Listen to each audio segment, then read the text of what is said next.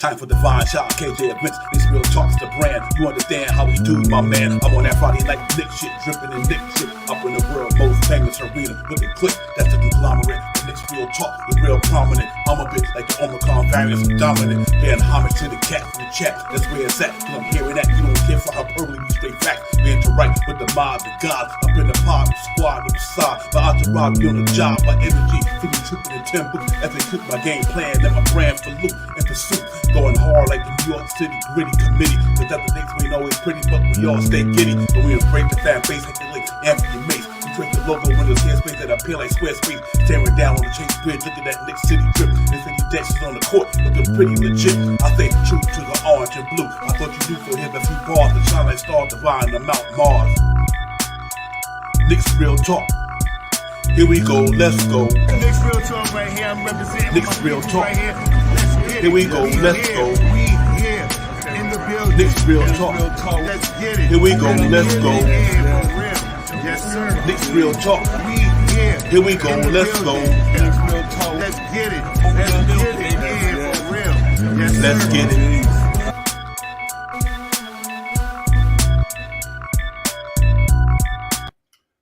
Salute everybody. What's good? What's good? What's good? What's good? What's good? Knicks real talk, man. Let's get it. We in the building. You know, Shop Howard, Divine, KJ Benson being in about a half hour. We get it popping. Salute to my brother KJ. Salute to the chat. Everybody. Me and Shop Howard, we in the building, man. We gonna get this thing popping. Shop Howard, what's good, brother?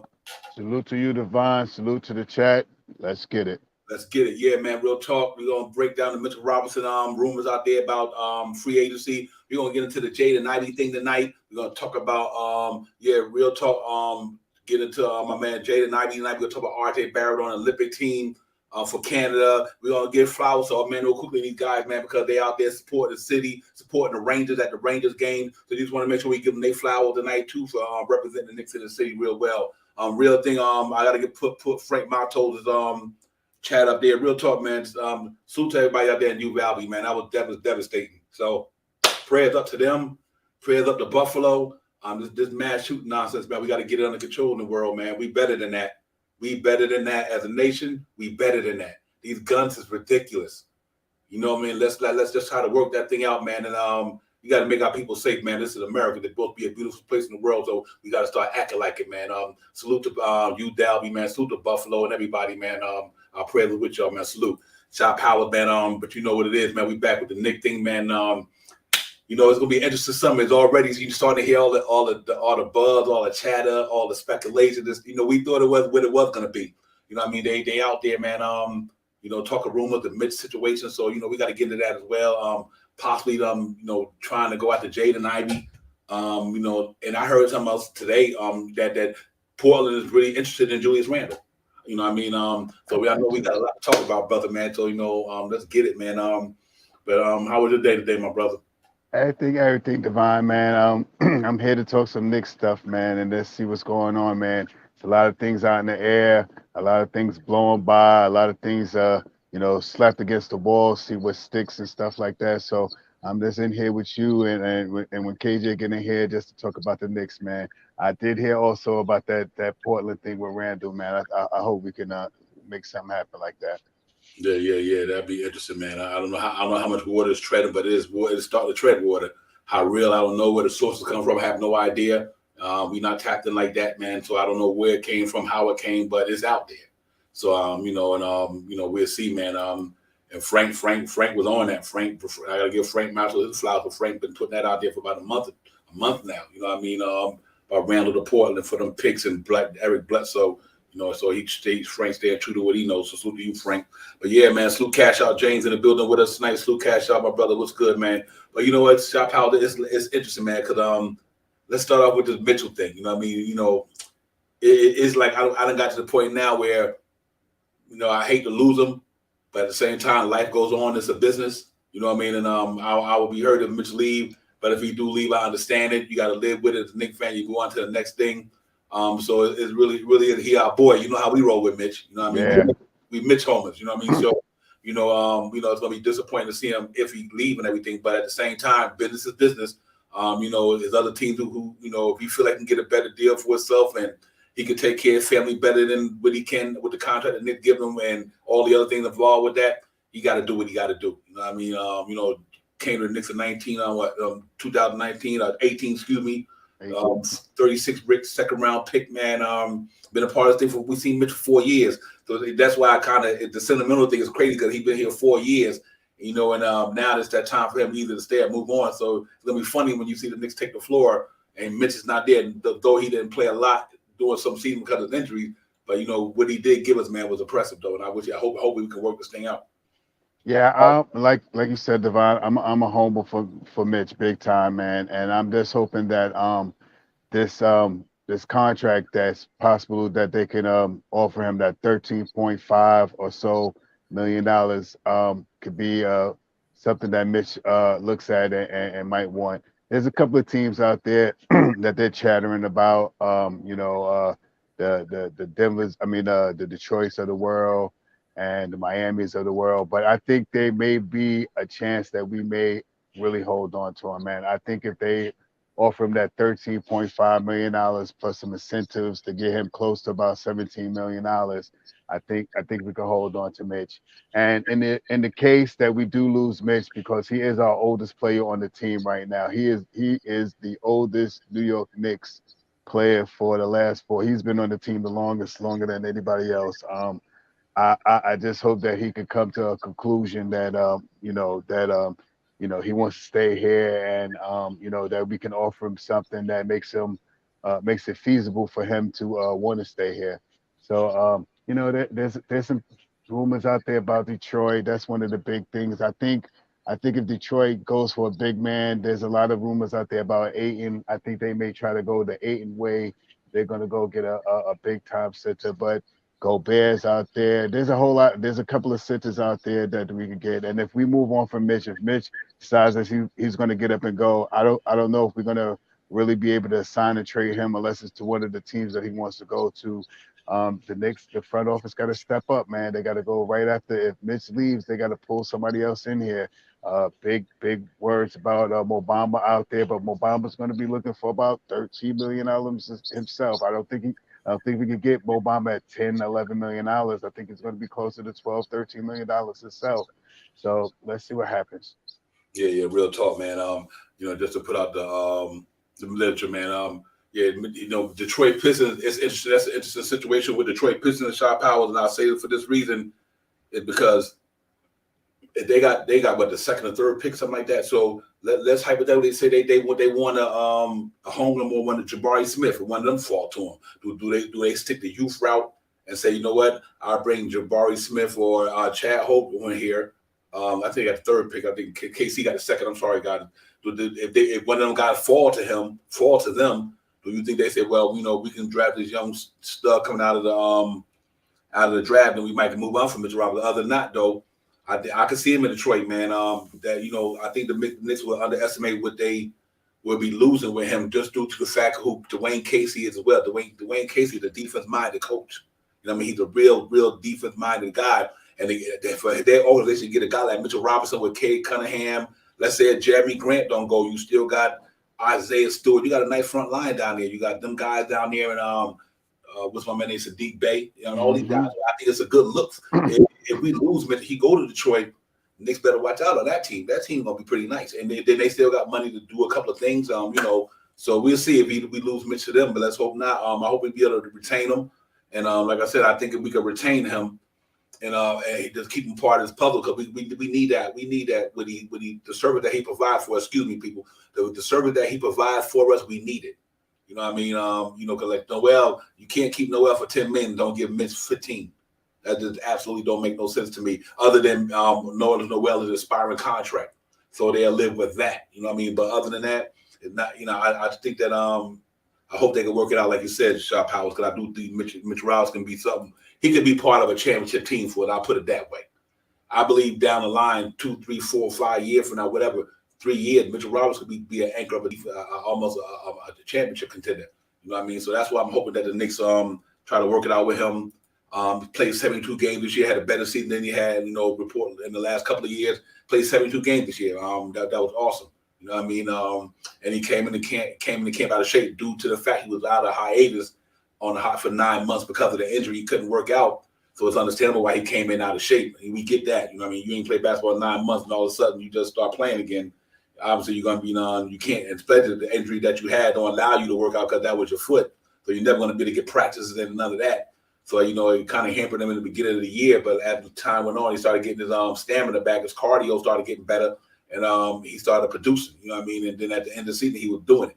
So, good defense ball player, top 4 in block shot, and just all around, could guard anybody from 1 to 5 if need be. So I just think that's so important to a team that who a coach who epitomizes defense. You know what I mean? You epitomize defense. Y'all know that Patrick Ewing, Charles Oakley, these guys that's what New York was about. Why you would lose this? That's my concern, because even in the 90s, that's the way they played. They had the cats who was anchoring defense. You know what I mean? The cats was rough riders. They go hard and they play defense. And Mitchell Robinson is one of them guys that probably could have played in that era. Probably would have been better in that era. Actually, it probably would have been better in that era. You know what I mean? Could be surprised. Because his athleticism was second to none. You know what I mean? And so he had almost like that David Robinson athleticism a little bit. I don't think David Robinson is more athletic than him, but David Robinson did have a little athleticism kind of for a center. So we'll see, man. Let's hope Mitch stay in the building. And we tried to sign this guy up, man. And they work out all of the due diligence in the contract to make them guys make it favorable for everybody. Shop out, and then hopefully he can be around. Yeah. I for me, like I said, I'm a homer for Mitch, man. If we lose Mitch, I think we lose a big part of our defensive scheme. Now, who we bring in after Mitch, is neither here or there for me. Right now, we have a chance to keep Mitch. I think he's a top five in offensive rebounds, top 5 in putbacks. His field goal percentage is 70%, which is all majority of those are on putbacks. I know he does have everybody talks about Mitch not having a move in his last couple of years that he's been here. He hasn't developed a short jump shot or a jump hook or how he sets the screens and stuff like that. But for me, I see nobody else, right now out there. I mean, that's in the price range that we have that could do anything that Mitch can do. So I just hope that the front office of the Knicks make a smart decision, and I hope that the money has been laid out on the table. Mitch has said to them, "Listen, I'm gonna go out on this market and see how much I can get. If you can match that, I'll come back." And hopefully that's somewhat of what the scenario could be. You know what I mean? I believe the Knicks already offered him probably that close to 12 to 13 million dollars. And maybe even went as far as to that marketing price of $13.5 million. And if they could talk Mitch into it and say, we give you this 13.5 and we give you this extra $3 million if you can stay healthy, make a defensive team this year. Be in the top 5 in offensive and defensive rebounds, So let's see what Mitch can do, because I believe that 13.5 with incentives is also making Mitch a better player, because he will reinvest into himself. If he comes back the way he ended the season and plays another 72 games plus the playoffs, healthy, not coming in overweight, with the stamina, or maybe another move that we don't know that he has, I think Mitch could really be a cornerstone to this New York Knicks team. Yeah, real talk, man. I agree with you 100%, Shop Howard. Yeah, man. Let's see what the Knicks do with that, man. We love to have him back. We know, we got to put it out there. That's one of the bigger elephants in the room right now for the summer, this all season, is Mitchell Robinson. I think once the Mitchell Robinson domino fall in June, and then everything else might fall around that. You know what I mean? So we definitely got to stay in tune and see what happens with Mitchell Robinson. You know what I mean? Because I think he's going to be one of the major dominoes first. Obviously, we already had a domino with the 11th pick. We know the 11th pick is out the way. That's probably some of the first news of the summer. But now, this Mitchell Robinson, like I was saying a couple of streams ago, that's going to be the next thing. Find out what they're going to do with this young man. Is he going to be a part of this thing? So that kind of help dictate what, hopefully they can get. I hope they can get something done to make it understood before the draft night. You know what I mean? Because if you get it done before draft night, And you can tell that team who you involved with maybe but the only thing bad about that, let me rephrase something as well. For a free agent, you can't do that because sign a trade can't happen until the free agency market hit. You know what I mean? So we can't even deal with that. So I'm quite sure the Knicks don't put all these things together and say, well, you know what? If we're going to keep Mitch, let's go after this guy. If we're not going to keep Mitch, let's go after this guy in their mind. You know what I mean? I'm quite sure they're doing their due diligence and their homework in the front office, sit down, go on the wall of scenarios. Yeah, go on the wall of scenarios, what can happen or what they're going to do, whether he here or stay. But let's hope for me and Shaw Power's sake, he's still in the building. You know what I mean? Real talk. But yeah, man, also, man, we got RJ Barrett about to play for Team Canada. So to RJ Barrett, he representing his country, man. You know, the brother from Canada. So that salute to him. RJ Barrett gonna go down to Canada and play for them guys. I mean, not down, but up to Canada, man. Go home, play in the summer games with these guys. I'll bring up the guys who are gonna be there with him in a few. But yeah, they're gonna he's gonna go play for the team. But that means hopefully, he recovered from the injury that happened at the end of the season with him, and he ready to go. The sprain is pretty much solid. It is nothing that's gonna hinder what he's gonna do moving forward. Go out there and represent your country, man. You know what I mean? That's what it is, man. So we're gonna be looking forward to RJ playing out there. I'm looking forward for RJ coming back too as well. Shaw Powers this year, man, on another level. I'm hoping that he comes in and level up this year, man. Get to another leap in his career, man, and have a good third year. Hopefully, give us 23 some points a game. So going to Canada, the good thing about that to me, he getting to get his work in. You know what I mean? He's getting to get his work in against competition. That means I don't know how that might affect him coming out the gate from being tired. But I think it will also help him hone his craft. And when he finally start playing for the Knicks, being that he's been playing competition, it's going to be easy coming to this season because he already been playing against competition. But from a stamina standpoint, we don't know how much energy he exerted playing in the Olympics, a la Evan Fournier last year. You know what I mean? Coming out of the Olympics to get off to a kind of slow start. I think his legs wasn't under him because he probably was tired. So Boston did go to the playoffs, so it kind of stinted his offseason. And so we see how it goes with these guys. Hopefully RJ coming here ready to roll. But I'm excited for him, man, going to represent his country, Canada. Salute. Yeah, no doubt. For RJ, it's just a couple of tweaks. That's a couple of tweaks that he needs to elevate his game. He has to be more consistent from the free throw line, and develop a mid-range game, the foul line down type of jump shot. Those two things I think will elevate his game. Shoot at a better percentage with a mid-range game and a better percentage at the free throw line. And RJ Barrett scores 24, 25 points a game this year. And hopefully he can elevate himself into making an all-star team this year. Yeah, that would be real nice, man. Real talk, man. Like I said, RJ Barrett represents Canada in international play for the summer. So, man, salute to the article right on there. But yeah, man, I'm looking forward to what this cat gonna do for the Knicks, man. He obviously we hoping he gonna wind up being a cornerstone. One of them. So if he's gonna be one of our cornerstones, you want him to go out there and represent and go out there and get it popping. You seen this. Me and you sit here, and all the other Knicks fans through the whole season just say if he would have hit foul shots, he'd have been 23 a game already. Easy. You know what I mean? So we got to take all that into totality. That man, if this cat would have only hit a free throw, maybe got his. If RJ Barrett field goal percentage goes up to average or better, it's a wrap, bro. You know what I mean? He doing 20 a game this year on not field goal percentage shooting good wise. Not free throw percentage shooting good wise. And and three ball wasn't shooting that good this year. And he still put up 20. Yeah, he might have had took a lot of shots to get there, but imagine when a lot of them shots and them free throws and 3-pointers like the year before when he shot 39% from three, and even get to 37, he it's a wrap for the NBA. You in LeBron them territory with them numbers, you know what I mean? So, hopefully he take that step, man. Hopefully Team Canada play, give him a chance to go out there and play against some of the, other Olympic players, world players, whatever the case may be, and he get to shine, don't get injured. You know what I mean? Hopefully just be safe, don't get injured, and be careful, go out there, have fun.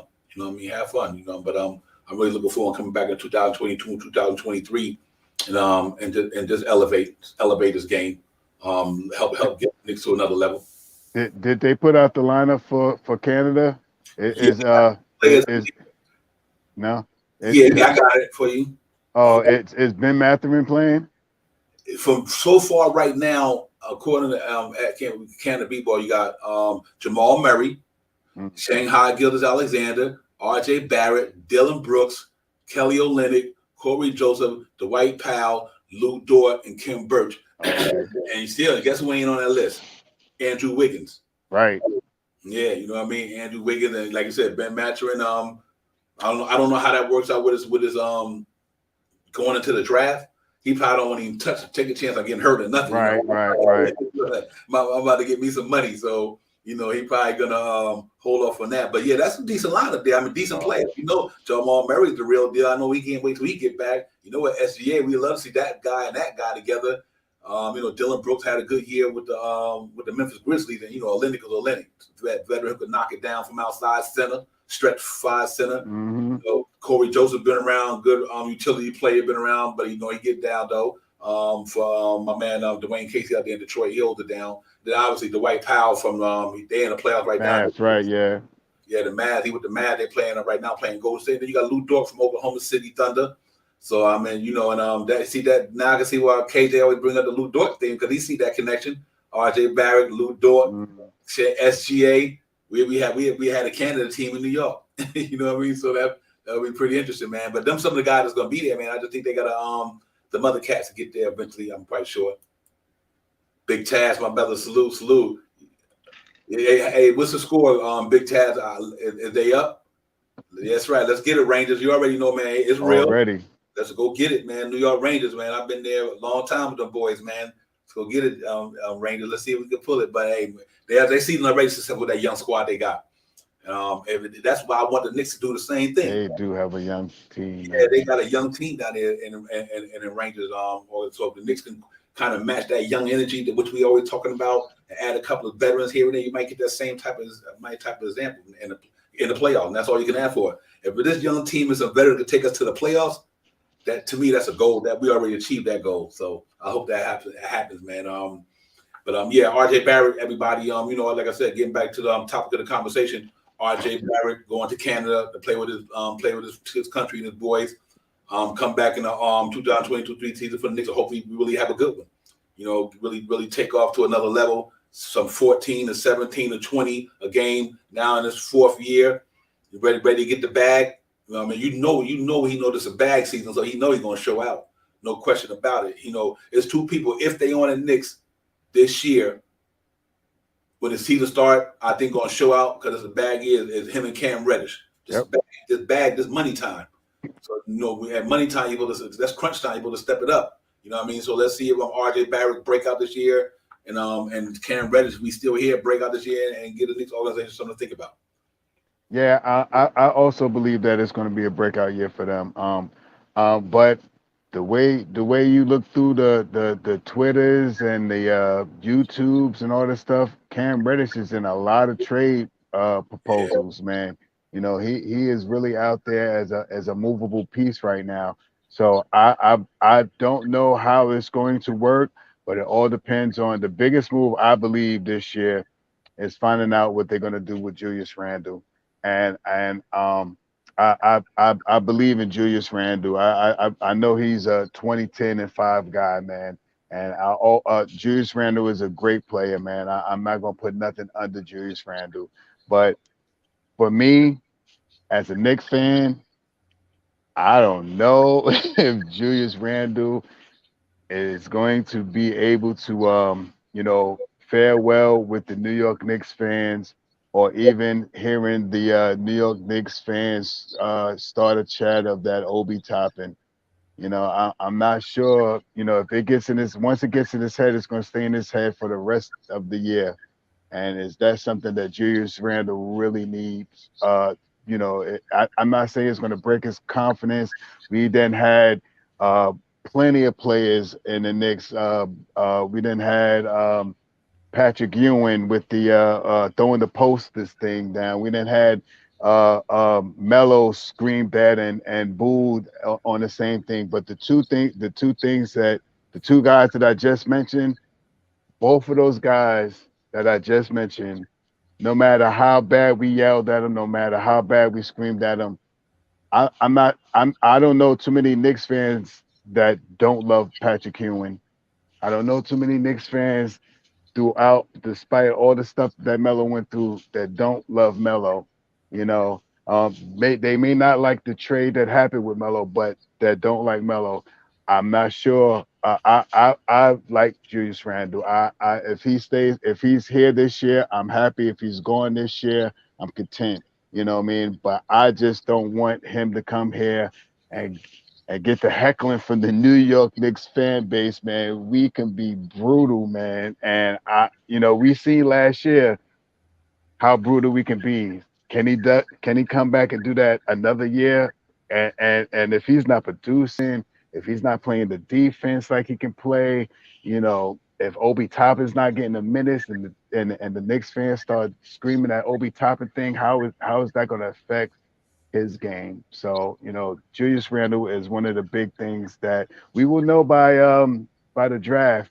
We will know if we move if we move. There's two places that Julius Randle could be moved for one of these earlier picks that everyone's looking at. But one of the best things I think is the 7th pick. I think it's the 7th pick that could get Julius Randle to a place playing with a all-star player and a young, not a young team, but a more seasoned team that he won't lose much if he go there. And I think that team could also be a very strong team in the West.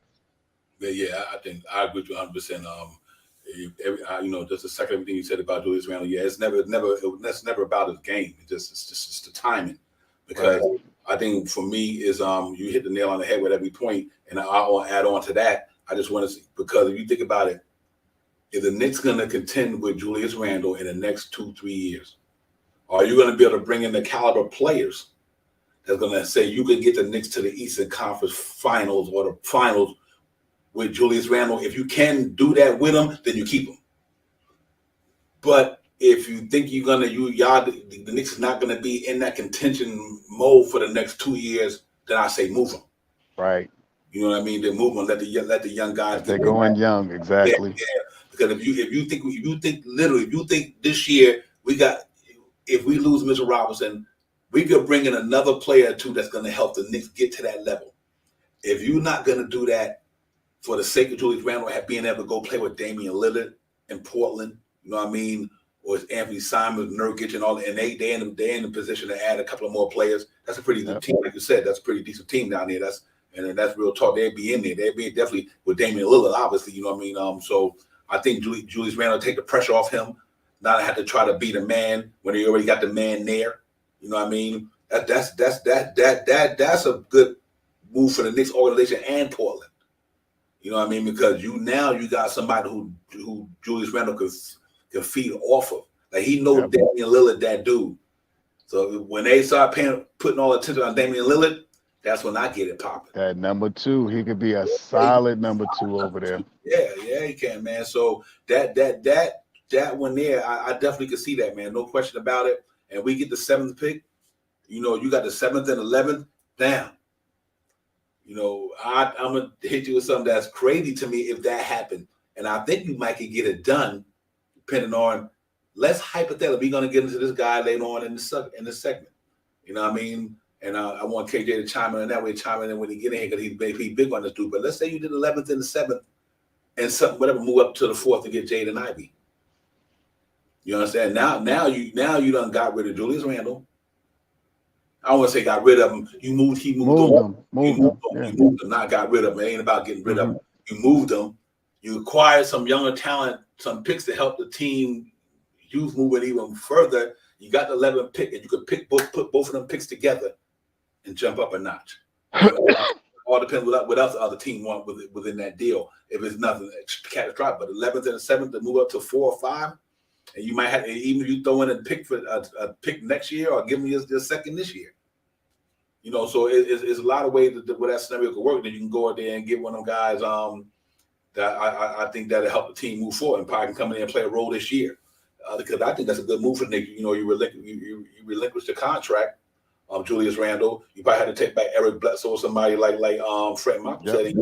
But it's a 19 expiring. And what that does to me, it helps the Mitchell Robinson situation. You know what I mean? So I think the Knicks got to really, I don't, like I said, I know they're doing their due diligence, but that'd be a damn good move for them. Yo, shoot the quality jumper, quality salute. My brother, man, was good. Quality jump in the building. Salute to the chat. Big Taz, King Rigby, everybody, man. Thomas Shepard, whoever in the building with us right now, man. I know everybody probably glued into the NBA. Watching that Western Conference Finals game.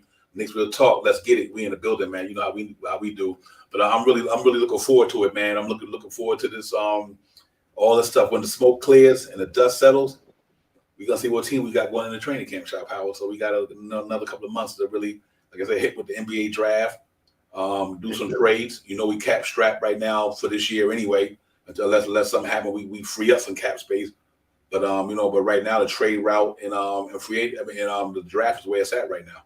Yeah, I like the move to get the 7-11, and if we can move up, I believe Ivy. I got him on my board going at fifth to Detroit. You know what I Mm. mean? I really have him going fifth. I think the way I was looking at a couple of things, I think Paolo's going to Houston. I think OKC might take Holgram. I think Magic's going to take Smith. And a sneaky pick. This is the one that I think is a sneaky pick. I think Sacramento may take Keegan. So I think if we looking to get Ivy, I think Ivy's going to probably be around somewhere around after that fourth pick. I believe. I think Detroit might look to get him. You know what I mean? Either him or Shaw. But I think Ivy goes to Detroit, on the fifth pick. I believe, you Yeah. know. Um, I'm not opposed of shooting up to get Ivy. Not at all. He's a point guard, so I'm not opposed to him. But my thing for seventh and 11th pick, if we really want to shake this thing up, man, and really go with this to drive Tips crazy this year and make him pull out all pull his hair out of the side of his head. um, we take this, and right around there, I think we could get him, man. And I like him a lot, man. I like him a lot. I think he's going to be. I believe that he has all star potential. And 11th, I believe Sohan is the guy that Tibbs would love to have coming off the bench, backing up Obi Toppin, and coming in and playing some big minutes. So if we go in youth movement, man, like you said earlier, Divine, if we go in youth movement, I think the best bet for us is to try to get off of Julius Randle, try to move Julius Randle to a new home. And if we're going full blown youth movement, try to get Ben Matherin in here, try to get Sohan in here, and we'll have like 11 players. We'll have like 11 if and this is another big thing, man. With bringing in those guys, we have to make room for those guys too. If we decide to take both of those pieces, even if we move up to get Ivy, we definitely gonna have to move on from D Rose. D Rose, we definitely gonna have to move on from D Rose. We definitely gonna have to move on from Kemba. I hope that we could get off from Burks. And we might have to look to move on from Noel. Well, it all depends. Noel is a slippery slope right now. You know what I mean?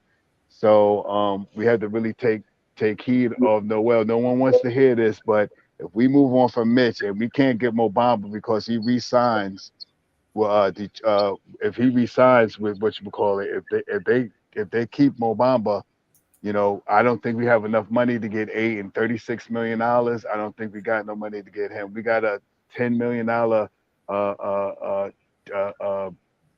uh, mid-level exception, but I don't know if we can afford Aiden. Be good to try to get him, but he's like $36 million, man, and we still haven't even signed RJ, and it's a this off season is going to be so crazy. I wish that we could like we said earlier that we could have the trade thing before the drafting, because this way it could really streamline which way the front office is going to run, and it'd be easier to know which way they're going to go if it was set up in a different parameter. If we had the draft for, I mean, we had the trades first, and then we could go into the draft.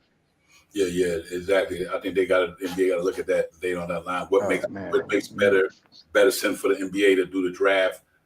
Prior after free agent or post free agent or past free agent. But right now, I think you would love to get that stuff out the way, and then because you can add them picks and trades and things of that nature, and whatever the case may be, you will know who you draft, and you have to wheel and deal it into a trade to get a player or get a help free agent, whatever. You know what I mean? So probably makes sense. But I tell you, that Portland thing is not a bad deal. So you got to see because it all affects what Mitch Roberts is going to do. I mean, so if you move on from Julius Randle, and you get the 7th, 11th pick, you have to really think about that. And it is but it could be a win-win for Julius Randle. It could be a win-win for the Knicks for sure. And we have to see how it goes, man. But you know what, the guy Jaden Ivey, the guy's special. He really can get it, man. He coming out of Purdue. He had a good year, man. You know what I mean? And you got to really, if the Knicks were to get him, I guess you're gonna, him and Emmanuel quickly can do some things. But the cat stats is pretty there, man. Career is 14 points a game. Last year he had a good year though, man. He really did his thing for the Purdue last year, man. He was balling out. He was balling out for sure for Purdue. He played 23 games. In 2021-22, he played 36 games of 17. If I'm not mistaken, he scored 17 a game. That's pretty impressive, man. In college, he was getting it done. The cat had 3 assists a game. He really stepped that up in his career, from 1 to 3. So you see his maturation, his shot 74% from the free throw line, 46% from the floor. So that's pretty decent. He shot 35% from the 3-point line, almost 36%. So Jaden Ivey is something that the Knicks will love to jump there and get. Put him in that position. 6'4", 6'6", whatever. Let's see what he do, man. The cat might come to New York, and they Leon CAA representative as well. So Knicks always got to be careful with that situation. But he represents the CAA. He's a client of the CAA, and we'll see how it goes, man. Shop Howard, but Jaden Ivey is the real deal, though. Yeah, if we get Ivy, he's gonna be a start. He's starting. He's coming. There's no bench play for him. He is going to regulate IQ back to the bench, and he's coming and starting. And with him starting, if we move a lot of these pieces that we talk about, we'll have Ivy, Grimes, and RJ in the front court. And and that's a strong front lineup. This guy jumps out the gym. He can shoot a little bit. He's pretty good from his from the free throw line, and I think he could be a electrifying player for the New York Knicks, pushing the ball. If we go in youth movement with this guy like this, there's no way that we are pushing the ball. There's not going to be much of a half court game, I don't believe, with JV Ivey on the court. Yeah, real talk. And let me make a preference something that to the Knicks fans. We mean youth movement. We don't mean the whole team gonna be young. We're not trying to say I think what we getting at it. We already got 8 young players there already that pretty much gonna be playing for New York, and that's why it's still considered a youth movement because if you move on for some of them vets, almost over half our roster is 25 and under. Mm-hmm. So that's why we keep saying youth movement is that the 25 and under types. You might sprinkle some veterans in there like Todd Gibson, and guys to have around just to mentor these guys and also can be effective on the court for the Knicks without having to pay somebody $17 million to sit on a bench. Not that type of stuff. But if they get this young man, you got RJ Barrett is young. That's what we're talking about. You look at our starting unit last year. Mitch was young. RJ is young. Other than Randall ain't old, but if you take them and Fournier out and Burks out, and you implement that with some guys that's young and guys like Burks and them if they hear they on the bench, and that's what we mean. Let the youth energy take place. I think that's where I'm trying to get at to the youth fans is like let the youth energy start taking effect. And you see how this, even though the playoffs are there, when you look at who's there now for them, man, Luka just signed his rookie extension. It ain't like he old, you know what I mean? He signed a rookie extension. These guys, they look at where he at. Look at Jason Tatum and them. I mean, these guys just they're going in their 5th year. to sign them deals because you know why they was youth and they were played. Jason Tatum them been playing since his rookie year. I know I'm not comparing, but that's why you got to let RJ do what RJ did. Tom Thibodeau threw him in there, you know, in his rookie year. Look what he's doing. He might take his journey a little longer because our team is not good as them other teams, but his maturation is starting to take place just like the other players. And once you get the right pieces, and I think RJ game go to another level if Julius Randle's not there to me. You know what I mean? You know, I think you know he might be that guy, might be the head of the snake. You know, he's gonna put them. He's gonna want to put them on his back and roll with him. And I think he got them qualifications. I think that he's a humble dude. He stay. He got a good composed demeanor. His never changes. You know, he go to work. You know what I mean? You know, and we got good character. I think RJ Barrett. You know, he represent well, man. You know, you don't see him when he talks to the refs. He do it respectfully. He might disagree with the call. You know, every now and then, but you don't never see him. You know, wilding. You just see him handling the business. You know what I mean? If he miss a shot, he get upset at it on the bench, but he keep it moving though. And I think having him being the head of the snake and having guys like if you draft a Jaden Ivey and you got Manuel quickly and Obi Toppin, I mean, you know, that's some good talent there. And we're not expecting that talent to get us to the final, but I do think that young talent and a couple of right bets can get you in the playoffs or in the play-in. And that would be just the first step for them rookie, for that young core. The first step to the young core. Because think about it. Last year we got to the playoffs. Look how much money we're spending this year. This year we spent all our money. We didn't even get to the playoffs. You know what I mean? So to me, what's the difference of having veterans if them veterans not getting you to where you need to go? Then that's the case. You might roll the youth. And that way you ain't losing them because they ain't get you there. You're not expecting them to get you there. You're expecting a 4-year deal for Julius Randle, 19, 18 for Evan Fournier, and all these guys. You expected them to get you there. You know what I mean? So, you know, and we got that money and we didn't get there. So it wouldn't matter if you went young and they don't get there. Okay, we wasn't expecting no way. But we want to see them improve and fight. And I think they would get to I think they could make the plan. Because like I said, look what we ended up at 37 or 45 of that nature. And majority of that season, no Derrick Rose. It was the young guys. No Derrick Rose, no Kemba Walker, no Nerns, no Well. You know what I mean? And we relied on RJ Barrett, Randall, and Fournier when he came. But everybody else was pretty much young. And Alex Burks, obviously, the journeyman. But a lot of them young guys had an impact on it. And Mitchell Robinson, you know, neat guys, man. Obi Toppin them, so roll with them. But if you could move Julius to get that 7th and 11th, I don't have a problem with that. Yeah, I just hope that I know the front office has already then went through all of these scenarios and how it's going to go, and I think on trade night, on draft night, when drafting, when they start actually implementing who they're going to pick and what guys are going to go, I think that's when the Knicks will have a chance to strike. Strike if you see if Ivy is still there, we would I don't know how we would have to I don't we would have to make a move to if Ivy's goes to Detroit. I don't know exactly how they would do it, but if they see Ivy there, I guess that if they could get that 7th pick with that 11th pick together to go after Ivy at 5. I don't know why. I think Ivy's going 5, man. I don't think he's going to be in the top 4. But at any rate, that's not a bad move, man. And it's all about what this front office is going to do, man. If they look down the line and they see that, for instance, if Ivy does go 5 and they get to the Blazers and it's the Blazers pick and you still have Ben Mathurin up there, you might see a trade, man. You might see a trade. They got a lot of mock drafts that they have been going at 11, right around where we're at now, and that's possible. But I think between that 5 and 8, 5 and 9, I think there's a chance that Ivy's going to be picked up, and I also think that Mathurin is going to be picked up between that 5 and 8, that second tier. So, and there's still some good picks at 11. We may have Dyson there. There may be Davis there. There's a couple of guys there that are still good-looking players that I think Tibbs would like to bring in here and run with. So I'm with Ivy, but if we go to go pick up Ivy, we are going to have to drop a load on some people, man. We're gonna have to move. In order to get Ivy, that means we have to move Julius Randle for that 7th pick. You know what I mean? So I got a good one for you, and I think it's just as good as the 7th too.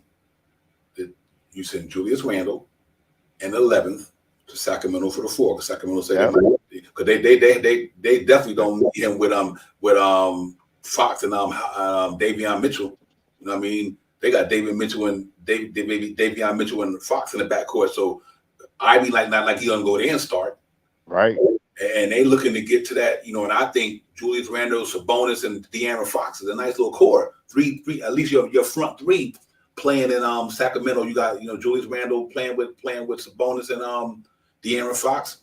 Julius Randle go to Sacramento. Obviously gonna have to give us Harrison Barnes or somebody. We got to deal with the salary thing as well. Perfect. Get that 4th pick. Perfect. Give Harrison Barnes and somebody else for the 4th pick. And then we Knicks and Julius Randle on the 11th pick. Then I know you right. Ivey there for the taking. Then you know what I mean. Then, that bad.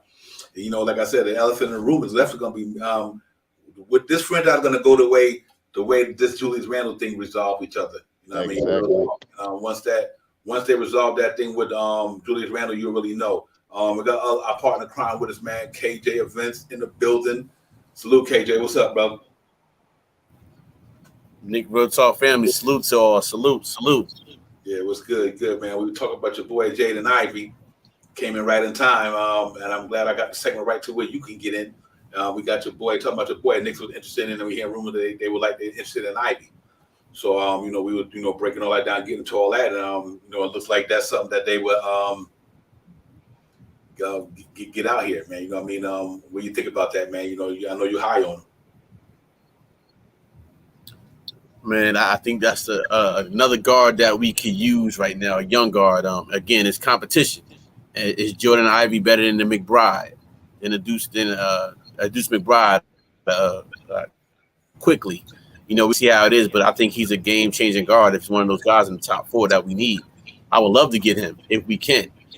But again, it's one of those things. What are the Knicks going to do? We've been talking about that all year. What are we going to do? Again, it was one of those times, and we've seen what the Knicks' record was this year. They were actually better than what they were, but missed free throws, things of that nature, it happened. So we don't know. But if we can get Ivey, let's get him. Yeah. He's a quality brother, man. That boy can get down. He had a good year with Purdue. Like I said, man, 17 a game, around 3 assists, whatever. Shot power, say electric. The man can get up. He can shoot the ball decently. League these average from 3-point line. He got the goods. He got the goods. That's why he's 4. But like Shot Power said, Shot Power was something that interested me with the sense with let me get this right.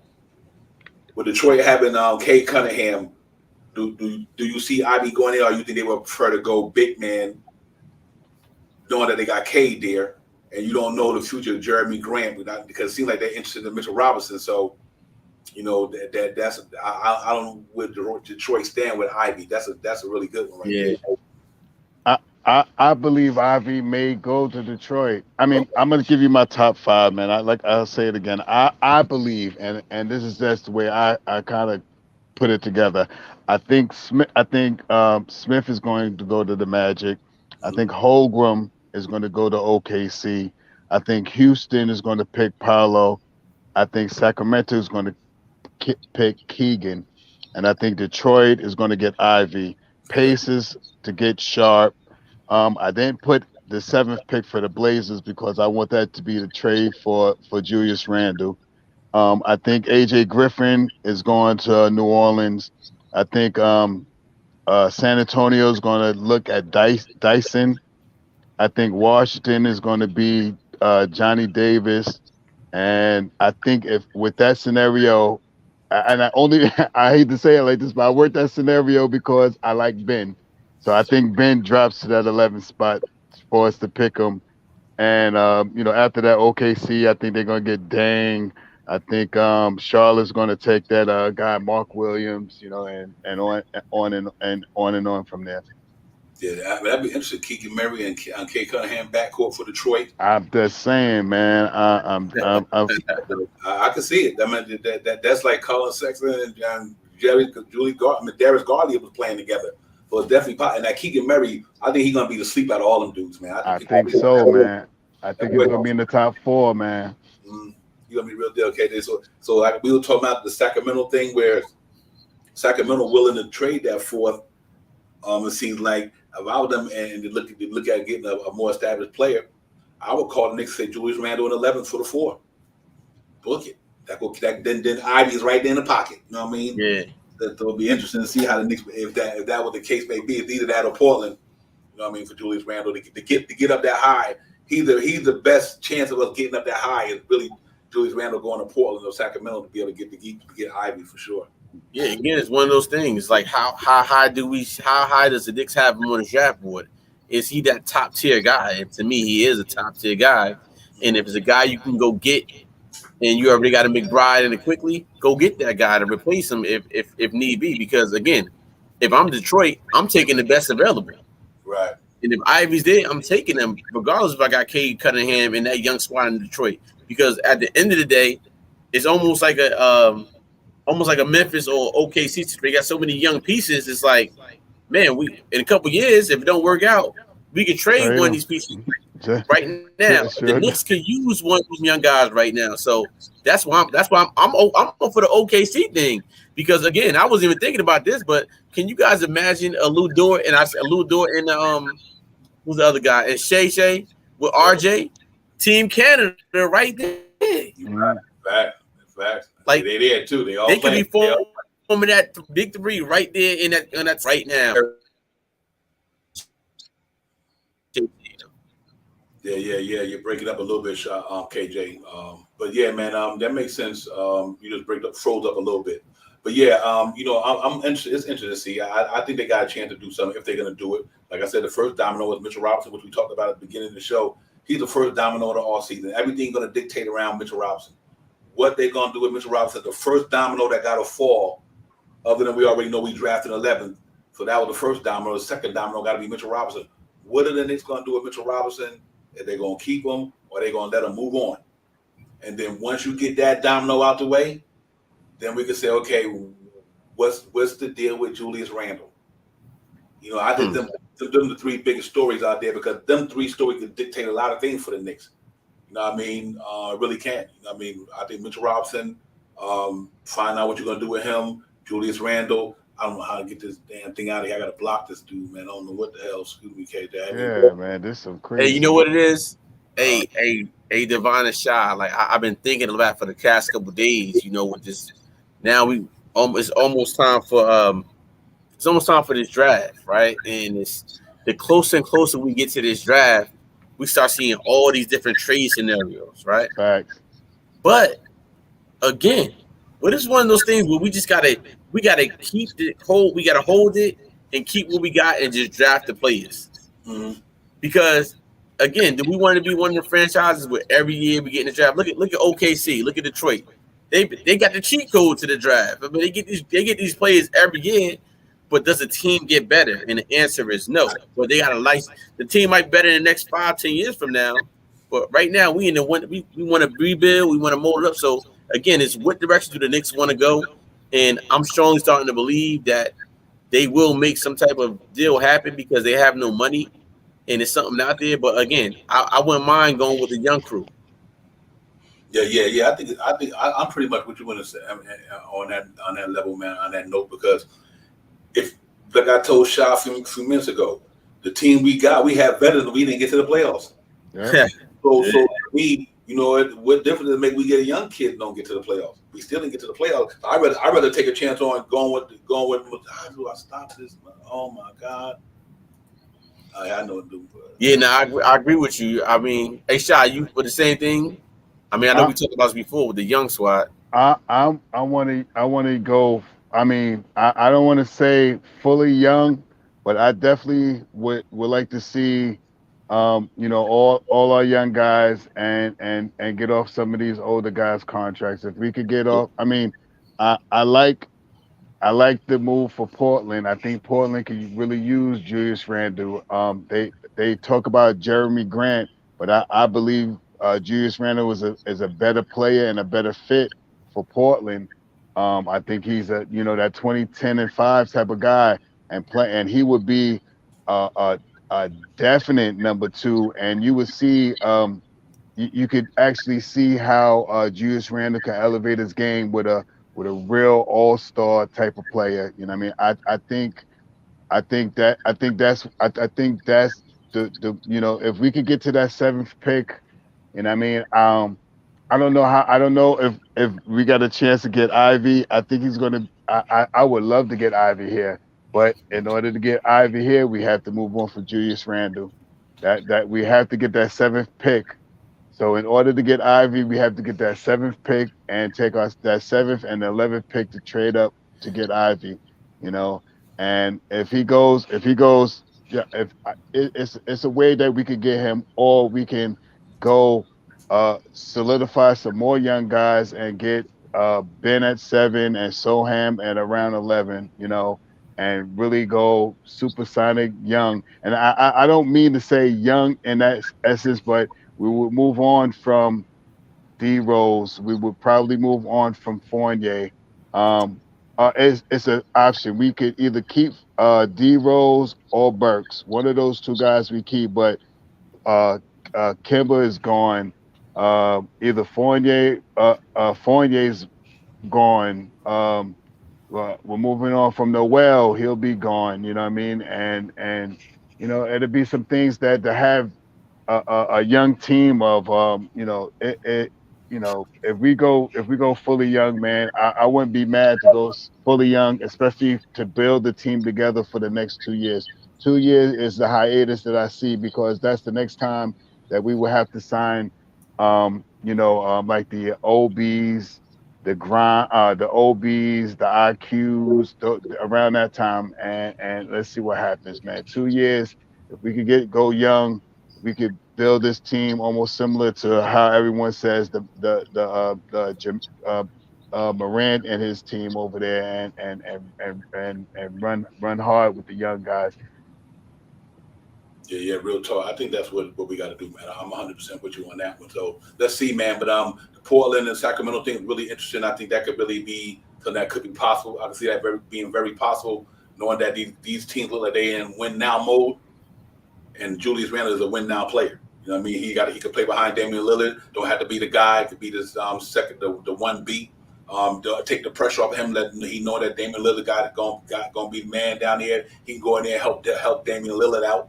And then you got Anthony Simons down there. You know, depending what they're doing with Nurkic and all these guys. So they with a couple of pieces, that could be a pretty good team, man. You know what I mean? I really can. And it opens up the backcourt for Simons and him, and let Julius Randle play in the front on the wing, and get a couple more players, man. You see, you can take it from there. So I think we got a good chance of see if that could possibly happen if the Knicks willing to move on from Julius Randle. This is all could be minute if the Knicks plan on Randle. So let's throw that out there. Yeah. But these are scenarios. We just talking about scenarios that get you up there if the Knicks was willing to do this certain thing, then they might not even be thinking about that. They could be thinking about building around Julius Randle. So for all we know, what the smoke that we got going on here could be just all it is, just smoke. You know what I mean? Before we know the Knicks organization might believe Julius Randle gonna stay there. They're gonna build around him, and RJ ain't gonna add pieces. They're gonna bring in a Malcolm Brogdon or whatever that noise is out there to try to. Oh, not Brogdon. Yeah, right. I'm big on that neither. I'm really not. Yeah. But I do prefer him to go the other route, KJ, because I just think that we got a better chance of getting something. And I think at this point we're going to hear a bunch of smoke screens. You know, we had an NFL draft last month, and there was a lot of smoke screens with the New York Giants. So they New York Knicks, like they might have a guy like a Johnny Davis. By the way, I never seen a prospect have a commercial before your first NBA game. You know what I mean? Devon, my man Johnny Davis has a Taco Bell commercial. You know what I mean? So it's like, you know, it could be a smoke screen with it, you know, so we just don't know which way they go. But let me ask you guys a question into the chat. With the upcoming draft coming up, how do you guys feel about this Julius Randle? Are y'all really ready to say, you know what, let's build around him again, one more shot, or just let him go? How you feeling? Well, you know what? For me, KJ, it depends on. I don't have a problem with Julius Randle. I don't. I really don't.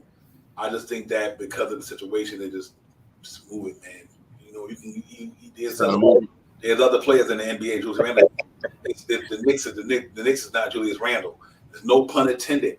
The move just makes sense from a long-term perspective, a short-term perspective, a new energy perspective, and bring a different energy because of what we went through last year. Maybe we need a new energy. I mean, and moving Julius Randle might bring about a new energy into the, in that way. So I would definitely say, for one more year, but I don't know. Then you might not get what you can get in that year. I don't know. It's interesting, KJ. But I'm gonna have to go with if you can get it now, get it and do it, and not because Julius Randle the player, just because of the situation.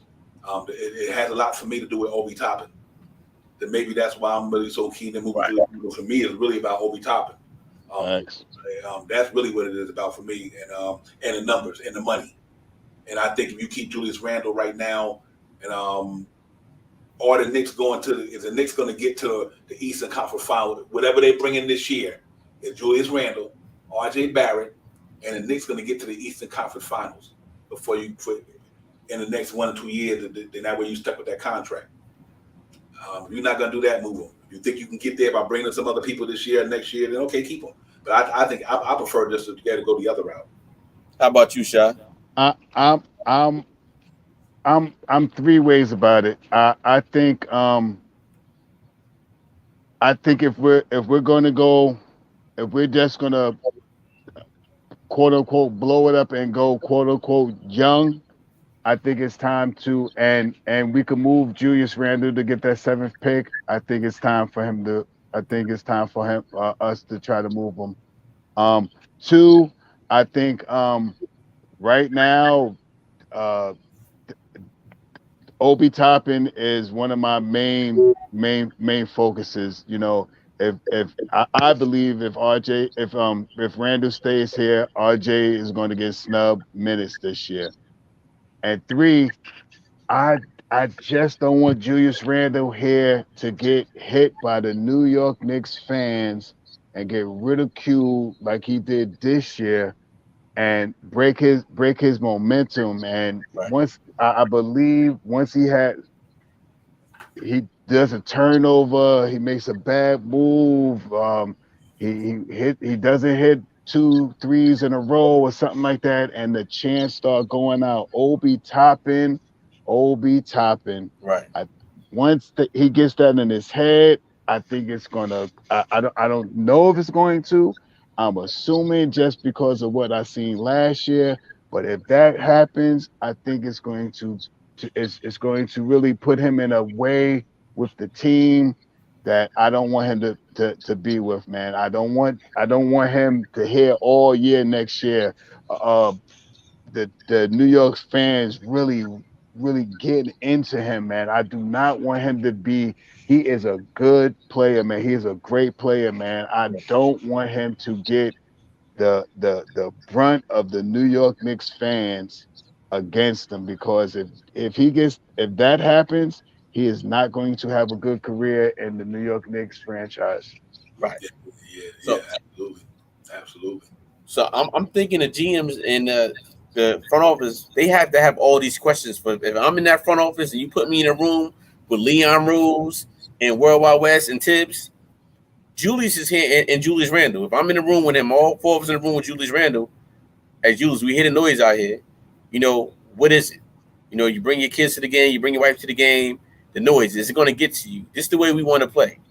Now, my thing is, he may have the same year he did when Obi Toppin got drafted, the breakout year that none of us Knicks fans expected to have. So, again, it's one of them things, it's poetic justice, like, well, what if this happens? Because if that happens and he has one of those years, we all going to say, man, they might become GMs of the year and coaches of the year because of that. Now, can he bounce back? We know he can drop a double-double every single game. We know what he can do. But it's just the way the Knicks play. Is he willing to give in? And I'm willing to bet he will, but we've seen those games when he did give in too much, he wasn't himself. Right. So, again, as Knicks fans, do we go ahead and make that deal right now, or do we keep him? I'm 50-50 on the fence, but for the long-term, the longevity of this future with the New York Knicks, again, like I agree with you, Devon. Julius Randle is only one person. You need 4 others out there to win a championship. Well, you need the others and the others. So my thing is, if there is a deal for Julius Randle that's going to make sense for the New York Knicks, make it happen. If not, let's just keep him. Keep him and see what happens. Yeah. I'm like I said. I think for me, depending on the direction, if you're gonna keep Julius Randle, y'all, they better go and try to get a player to win championship mode for the next couple of years. You know, if the Knicks keep Julius Randle, that means you got to bring in some 1As or whatever the case may be. You got to bring in some guys who are gonna get this team to the East, help get us at least to the Eastern Conference Finals. That's gonna be to me is what it's all about. Because you got him locked up for he's about to start his full 4 or 5 years, whatever the case may be, 4 or 5 years. In 5 years, that means the Knicks must be going to go into I'm going to try to win a championship with Julius Randle. That's what this is. That's what it's going to have to be, because that means you're going to say I'm gonna go get a David. I'm hypothetical. I'm just throwing names out there. That's when you gotta say I gotta go get the Westbrooks, the Donovan Mitchells. I gotta go get these big name players to play with Julius Randle or RJ Barrett for the next 3 or 4 years. If that's what the Knicks gonna be, then they keep Julius Randle. But if that's not what you're trying to do, then you got a chance to move for that to Portland for that 7th pick and Eric Bledsoe or Sacramento for the 4th pick. For a long-term perspective. Mm-hmm. You have to think about that from a long-term perspective, because if the Knicks is not competing for a championship in the next 2 or 3 years, why keep them? It don't make sense. That's what I'm. Sense. If you're not going to compete for a championship next year, the year after, with RJ Barrett, Julius Randle, and whoever else you bring in, and you're going to have to bring in somebody to help Julius Randle or RJ. They're not beating the East by them two. You're going to have to bring in another cat that's going to be on top of Julius Randle or RJ to get to the finals or something like that with the rest of the team if you're going to keep Julius Randle. So that's what the Knicks, that's the quagmire for me, Shaw Powers, is that situation right there. And if we can trade him for Ivey or somebody and get this youth thing in full effect almost. And because we already there. We got 8 players under 25. Am I right? Like 8 players. Yeah, they're young. So we already kind of started it anyway. So now do you do it by saying we're going to get this next draft pick this year. This draft pick this year with RJ Barrett, Obi Toppin, Emmanuel Quickly and them is going to start producing a young core for the Knicks, and then we just start adding on to it. That's what the direction I think they got to go to make that decision with Julius Randle. Either that way, you're going to go for it, go out there and try to get in the second round or third round and win a chip with them, or you're going to say, I'm going to get and move them, and I'm going to bank on the next 2 or 3 years with these young guys. Remember, Julius Randle, Evan Fournier, all these guys did not get us to the playoffs. So you're going to have to, in order for us to avoid that, you got to go get somebody special to play with Julius Randle and RJ Barrett. You know, and I think that's what it boils down to me. You know, you got to go either way. Like KJ said, what direction you going? Because that's going to determine Julius Randle. And but I can't front Chop Howard. Him to Portland, or like I would say, if you go to Portland for the 7th. Then we said, KJ, we said 11th to the 7th for the 4th, you know what I mean, or whatever. So if you send them to Portland or Sacramento, you send to Sacramento, you might just get the 4th and bring back Harrison Barnes and the 4th for Julius Randle and 11th pick. Because it seems like Sacramento ready to take another step. The way they got this thing going with Sabonis there, and maybe Julius Randle and them may be interesting to see. So it's got to be really interesting to see. But I'm good either way, man. Like you said, I'm 50-50, man. But from a business standpoint, long term. I think he can go out to another place and prosper even more because he got the pressure off him. Especially if you go to Portland, like I said, with Damian Lillard, he don't got to be the man. Right. So really interesting to see. But if we look at the team like Boston, right? Boston was going through the same thing with Tatum and Jaylen Brown for years since they've been together. Oh, let's trade them guys. They're not going nowhere. We all 3 of us did our first game, and we see the game Jaylen Brown did the other day. He was doing the same thing at the Garden that night, but our 3 overtime game was the Knicks. I'm saying that to say is, look at that team. Look how they kept that team together. And now they're 1 trip away to go to the NBA championship. The East is wide open right now. Mm-hmm. I mean, I felt as a Knicks fan, we matched up well against Boston, in my opinion. You know, I'm saying to say that Boston team, the New York Knicks should be right there right now, I believe. You know, but again, we're not. They there, we here. So again, do we What was it that changed their thing? They got a new coach. I'm not saying we changed coaches, but what I'm saying is we got pieces that's been together for quite a while now, and you need that when you try to get to these championship level play right now. So my thing is, if the Knicks do keep Julius Randle, there has to be a plan in place for him as far as how is he going to play offense and defense, because it's not going to work.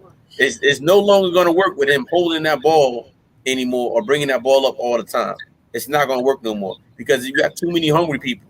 You got R.J. Barrett, who's in a contract right now, and Julius Randle. If he does stay, he's going to play well. So again, a little bit of me wants to see that again because of those two things: R.J. Barrett's contract year, Devon and Shaw, and also Julius Randle was going to play something for something even more. Because if he does bad, to Shaw's point, us Knicks fans are going to run him out of here, and we might even run the coach out of here if he does stay and he doesn't play well. So to me, you're going to perform well. Yeah. I think Julius Randle have a bounce back here. The whole Knicks team was down this year. Here's my thing with the Obi Toppin and RJ Barrett situation. Keith Turner, we're not looking for them to win the championship right now. We got them for a period of time.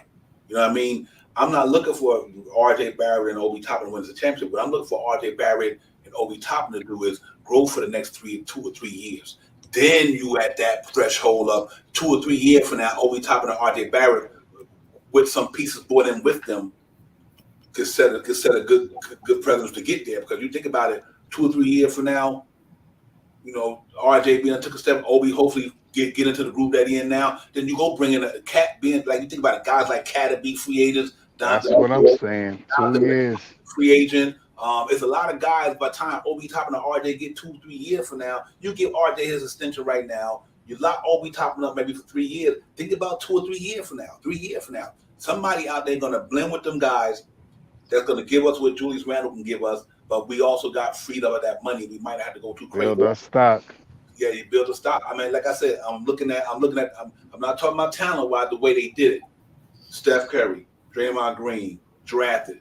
Klay Thompson drafted. You know what I mean? They drafted these dudes. The Boston Celtics drafted. You know what I mean? Jason Tatum drafted. Marcus Smart drafted. Jaylen Brown. Look where they at. You know what I mean? You know, so you drafted Obi. You drafted RJ. And what about the Cat this year? If you look up and get somebody in the draft that year, like an Ivey, 2 or 3 years from now, them dudes gonna be nice. You know what I mean? So, and that's where it's really what it's about. It's like it's 2 or 3 years from now, unless you impatient like guys like us who've been around a long time, and you know you ready to see Knicks win a championship. We ready. We want a ring before Clyde retired, or we want to parade down Broadway. No. If you're in that mode, then I understand keeping Randall. I understand it. Let me ask you a question real quick, Shot Powers. Do you think Miles Turner, Julius Randle, R.J. Barrett, whoever you got at the 1 or 2, how far do you think that team will get you? Or do you think Randle, Donovan Mitchell? I'm just throwing names out there that's available. Seem like it can be available. Do they get us to that next level, that championship level? That's what I'm really what's out there right now. All the players that's out right there. Is there anybody out there right now that could come to the Knicks and put the Knicks up there with Julius Randle? All right.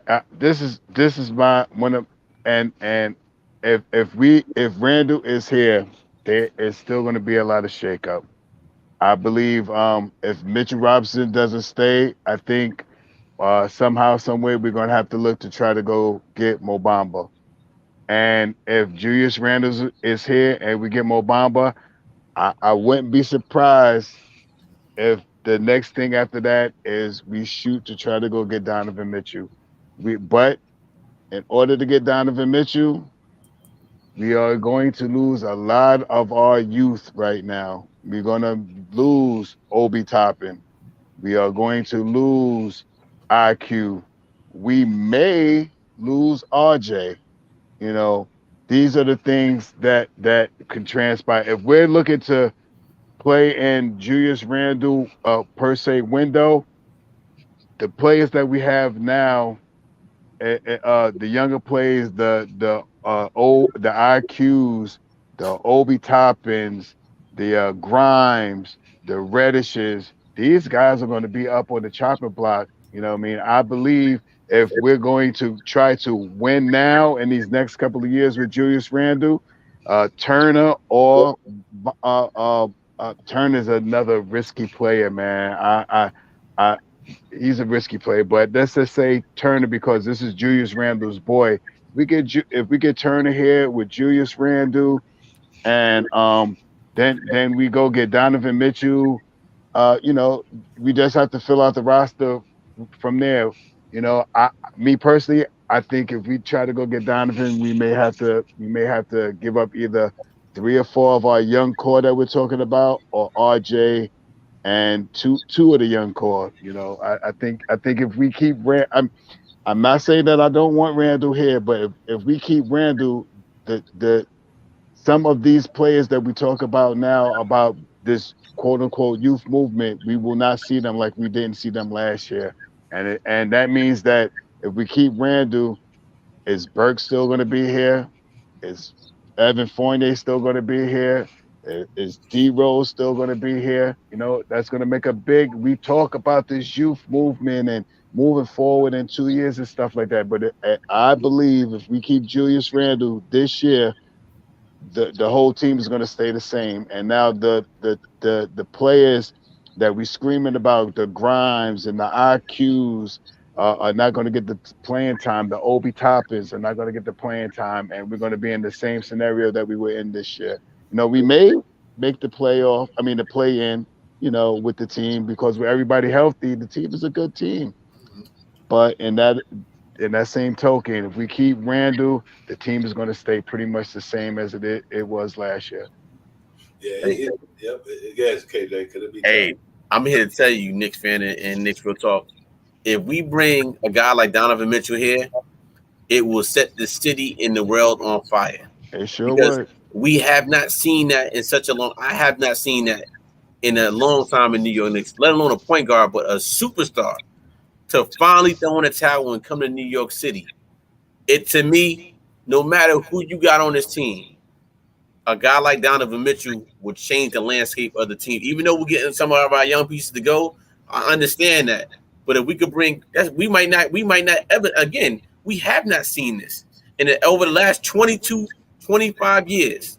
The last superstar we could say we had was Patrick Ewing, right? Mellow. Okay, we mellow, but I'm just saying, superstar, Pat Ewing. Yeah, we had mellow, but what I'm saying is we haven't seen this in a long time. Guard wise, you give me a guy like Donovan Mitchell, we'll figure the rest out if we can get him. Yeah, I agree. I tell you, don't get me wrong. That's why I said whatever direction you go. Now, Donovan Mitchell, RJ, and Randall, that's nice. That's nice. That ain't bad. Don't get it twisted. That shit is nice. But when Chris Middleton come back, when the Brooklyn Nets and KD them re-up, Ben Simmons will be back fully next year. KD be back. I don't know what they're gonna do with Kyrie, but whatever they do, they're gonna be formidable long they got Kevin Durant. You know what I mean? And then you got Chris Middleton coming back, Boston on the incline. You got Joel Embiid coming back up in this piece with Harden, Tyrese Maxey. So it's gonna be interesting. But I think with Julius Randle, RJ Barrett,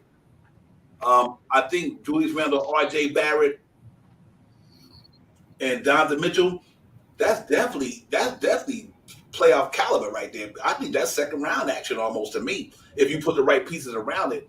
Right.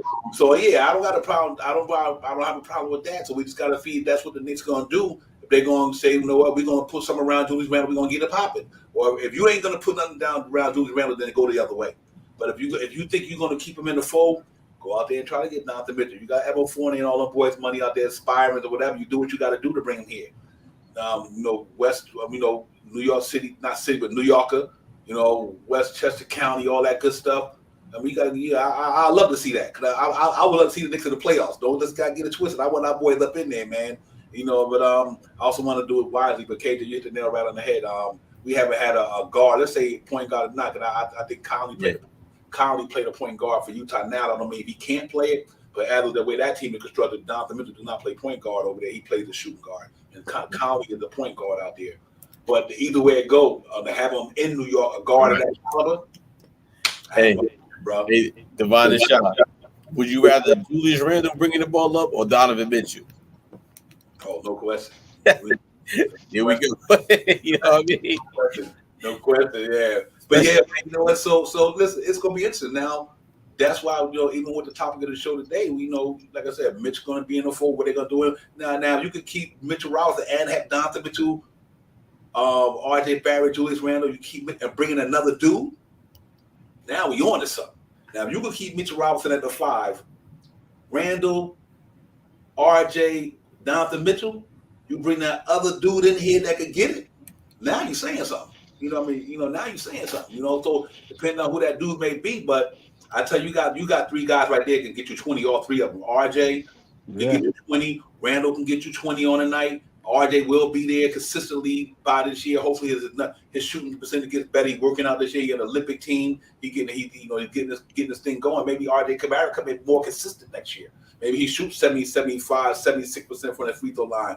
Maybe he shoot a little higher percent because the whole Knicks team from a field goal percentage standpoint was low this year. Everybody shot around 40. So, hopefully the cats bounce back.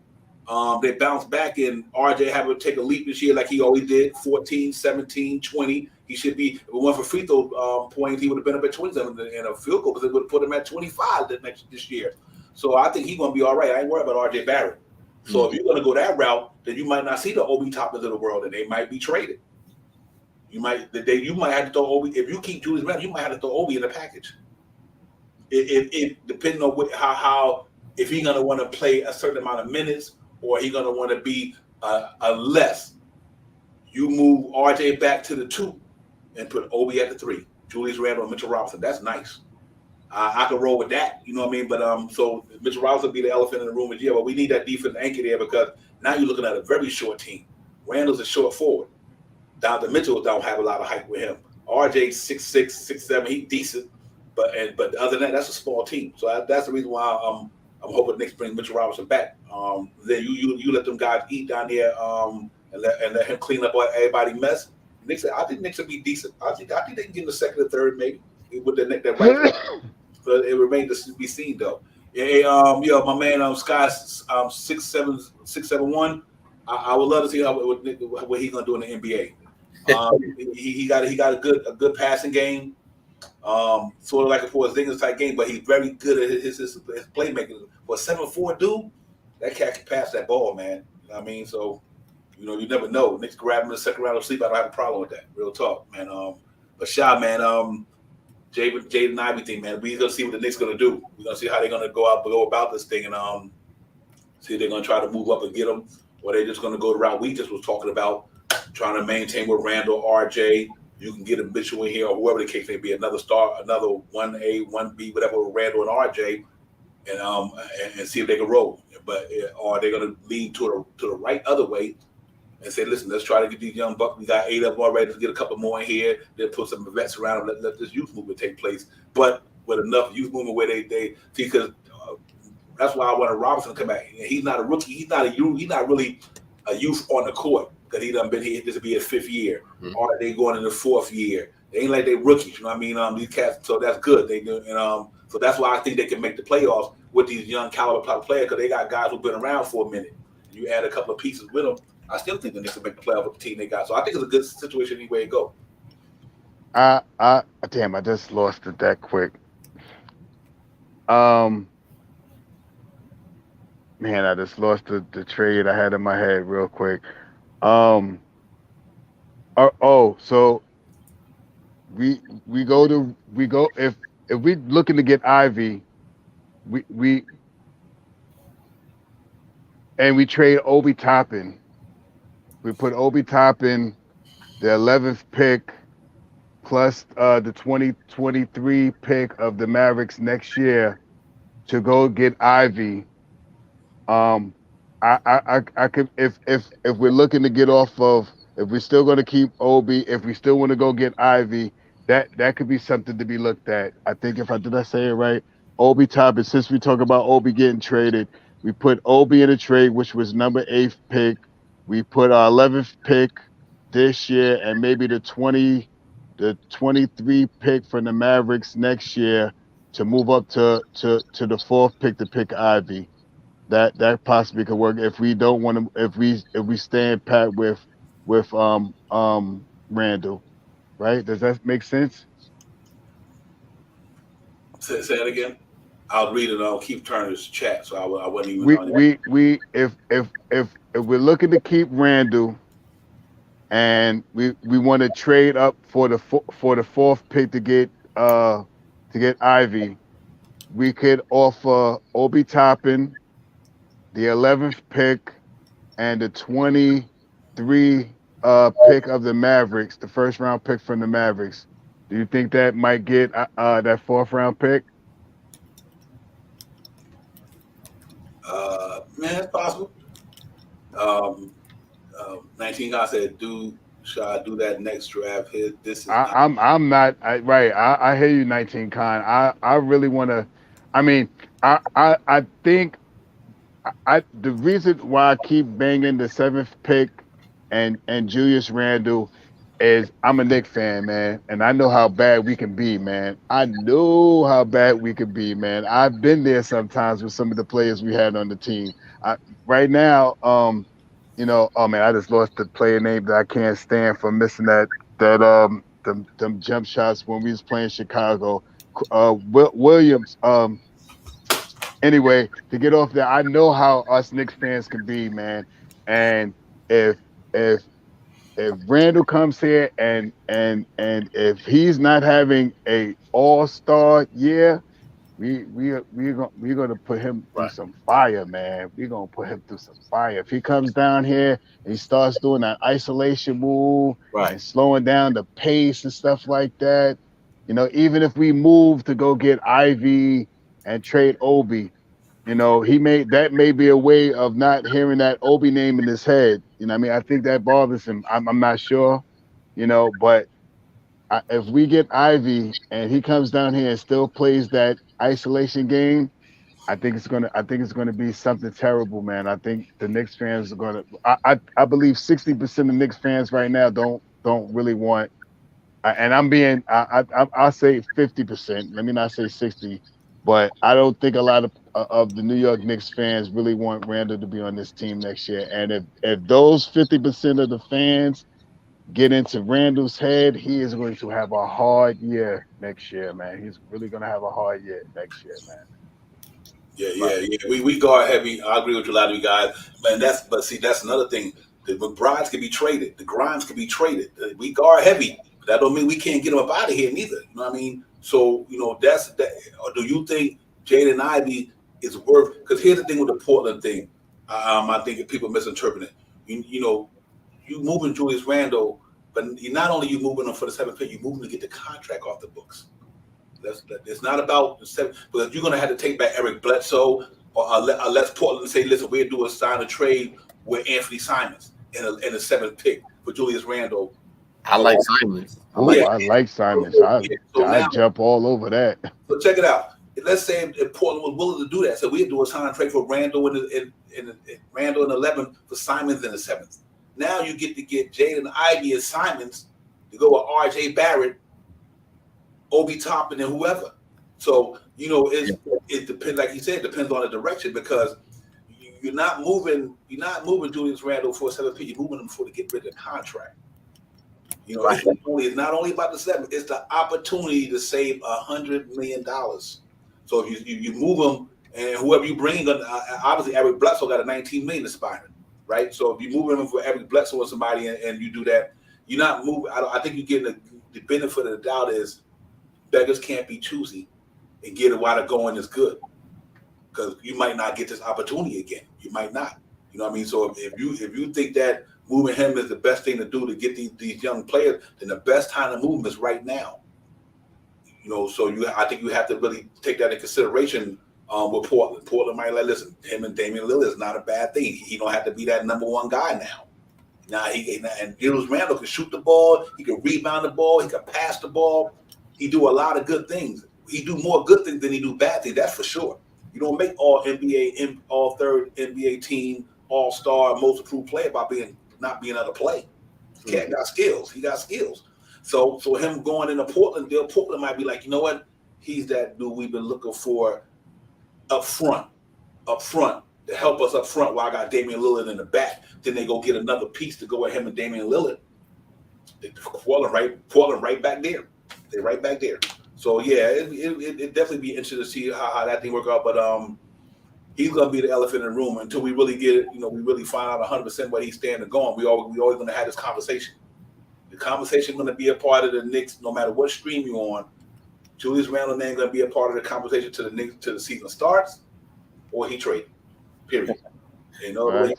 Yeah, because that he's the elephant in the room. I mean, right now, Mr. Robinson right now first, but then after that it's pretty much Randle. What they're gonna do with Julius Randle. So we keep our eyes to the our eyes open, our ears to the ground, man, and see what the Knicks organization gonna do, man. But I just wanted to give some flowers to the young boys, man.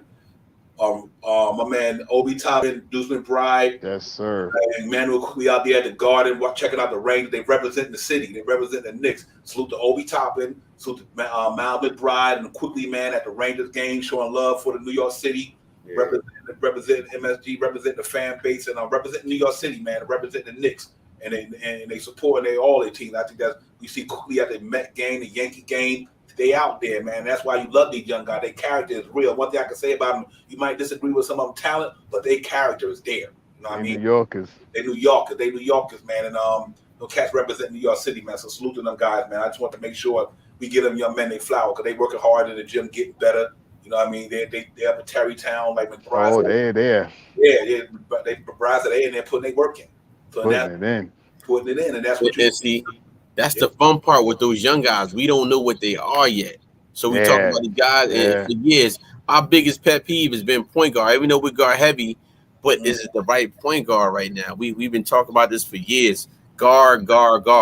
So again, if we do put a good point guard, finally a playmaker on this New York team, like the Knicks did with Jason Kidd, that eliminates these other people bringing the ball like a RJ Barrett and Julius Randle. Take the ball out their hand, let them move around. They get more reps out there. So again, what is the Knicks going to do? What direction are you going to do? And if they do get Donovan Mitchell, they may keep Julius Randle if they can, because Julius Randle finally have a true point guard to play with.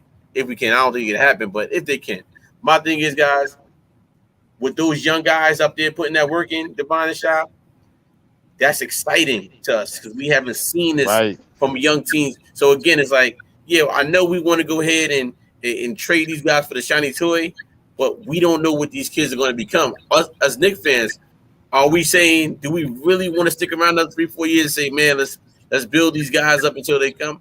Again, I'm on the fence with it because part of me says yes, but part of me says, man, if I can go get this person right here for that, let me go grab them up. Again, we haven't made a big deal in a very long time, and I think we're due for one. That's just me. I think a big deal is going to happen. Mm-hmm. Yeah. I'm with you on that. Either way, it going good because if we go the route where we going, put like this here, no matter which route we go, just be good at it. If we're going to go the route with Julius Randle, getting Donovan Mitchell, all these guys, just go and make it happen. But you got to pop, though. You got to pop because if you don't pop, you know what it's going to be like. But one thing I can say about going the other way, I'm excited about our future, man. I'm excited about the way it's going. I like the way they're doing it. And I like it with Scott Perry and these guys. They working, man. And as Knicks fans, granted, we want to see a ring. We want to see a chip. We do. We Knicks have been relevant in the chip mode in years. Since the 90s, they haven't been relevant before the chip mode. 1999. You know what I mean? So, we some of us want to see the Knicks go out there and get in there. And that's why I was excited coming to the season. I was like, man, we might can win 50. If these cats pop, Knicks might can win 50 games. But because it didn't go that way, are we willing to give up on what our aspiration was at the beginning of the year? Are we going to say, you know what, man, let's get these young boys in here and get them working and see if we can build this thing moving forward? Because think about this here, Shaw Powers and KJ. Can you imagine if Julius Randle and RJ Barrett for the last 3 years had a real point guard? Right, that's what I'm saying. Yeah, you might be seeing a different story in New York about RJ Barrett and Julius Randle. We might be seeing a different too. They had a bona fide point guard for the last 2 years. You know what I mean? Before Derrick Rose came in. And to chime in on what Keith Turner said, it could be somewhat of the coach too. I like Tibbs, but Tibbs sometimes makes some bad decisions. He interchanges players at certain points of the game. You know, you almost can guarantee at at 10 minutes. I mean, at 10 minutes in the first half that you're going to see Obi Toppin come in and Randall's going to come out, and vice versa. You know, he does things like that. Sometimes he doesn't keep the hot player in on the game. Sometimes, you know, that's keeping it that's building back either to extend the lead or to get us close back to where the get us close to the same score as the opposing team. So I don't put all the blame on Tibbs. I don't put all the blame on Randall, you know, because last year, if we would have hit our free throws and not turned the ball over 15 times a game, and also if we might have had D Rose, Noel, you know, we had these guys in here playing ball, we may have seen a different outcome, you know. So I'm not going to lose. I like Randall. I do not want it to sound like I'm bashing Randall or anything like that. I'm more Pro Randall. right, pro Randall, because I do not want to see Randall get reamed out by us, the Knicks fans, man, because last year at the end when he did the thumbs down and all that other stuff, Knicks fans don't forget that, man. And if he comes out and he plays subpar, they are gonna get right back from last year what he was getting this year, man. And I do not want to see that for that young man right there to get beat up by the New York fan base, man. We are bad, man. We could be bad when we want to be, man. Yeah, hey, KJ, and you know, and like I said, everybody not perfect. You know, everybody make mistakes, but you know, also the interesting. Last year, the Knicks wasn't. You know, Tibbs didn't have this problem. I'm gonna tell you why. Everybody was there, other than Burks with the COVID and Mitchell Robinson, but he knew who he had coming in the bench. You know, he knew he had Obi probably wasn't ready. Quickly had a good first year. It wasn't great, but it was good. 11 points a game. But that year we won 41 games. You notice that Derrick Rose played, Noel played. Yeah. These guys played. They played, and I think the Knicks fan base need to understand this. Derrick Rose played last year. You know, Noel was almost one of the better defense players in the league last year. They played. This year they not playing. That's the reason why we didn't get the outcome. Because I think you would have gave me Nerlens Noel. If Nerlens Noel would have came in this season and would have played the whole year, and Derrick Rose, we would have been in it. We would have been in this thing. Make no mistake about that. I agree with you. Whether 40, 50 games, no, but we would have been up in there. Even with the shortcomings of some of our guys at the beginning of the year, that's the difference that happened knowing your rotation. See, Tibbs knew that Alpha Payton was going to be the point guard. He knew that. When, you know, he didn't have to worry about who he's going to sub. He knew Alpha Payton was going to be there. Then after that, I'm bringing in whoever. He knew that if Mitch went down, if Nerlens Noel was start, he knew he's bringing Todd Gibson. This year, you know, he had to rely on, well, these guys go down. I got to bring in some first year guys who not really truly ready. Because a lot of people don't think that we got good. See, people like our players, but every time we get in the chat, you hear people saying that, well, our guys not better than the Memphis guys. Well, if they're not better than the Memphis guys, how do you expect them to be even more competitive on our team? If you don't think they're better than the Memphis rookies and all these other young players. So you gotta understand why Tibbs maybe didn't get the results that he wanted, because y'all don't think they're better than me. Not y'all, I'm talking about people at the atmosphere.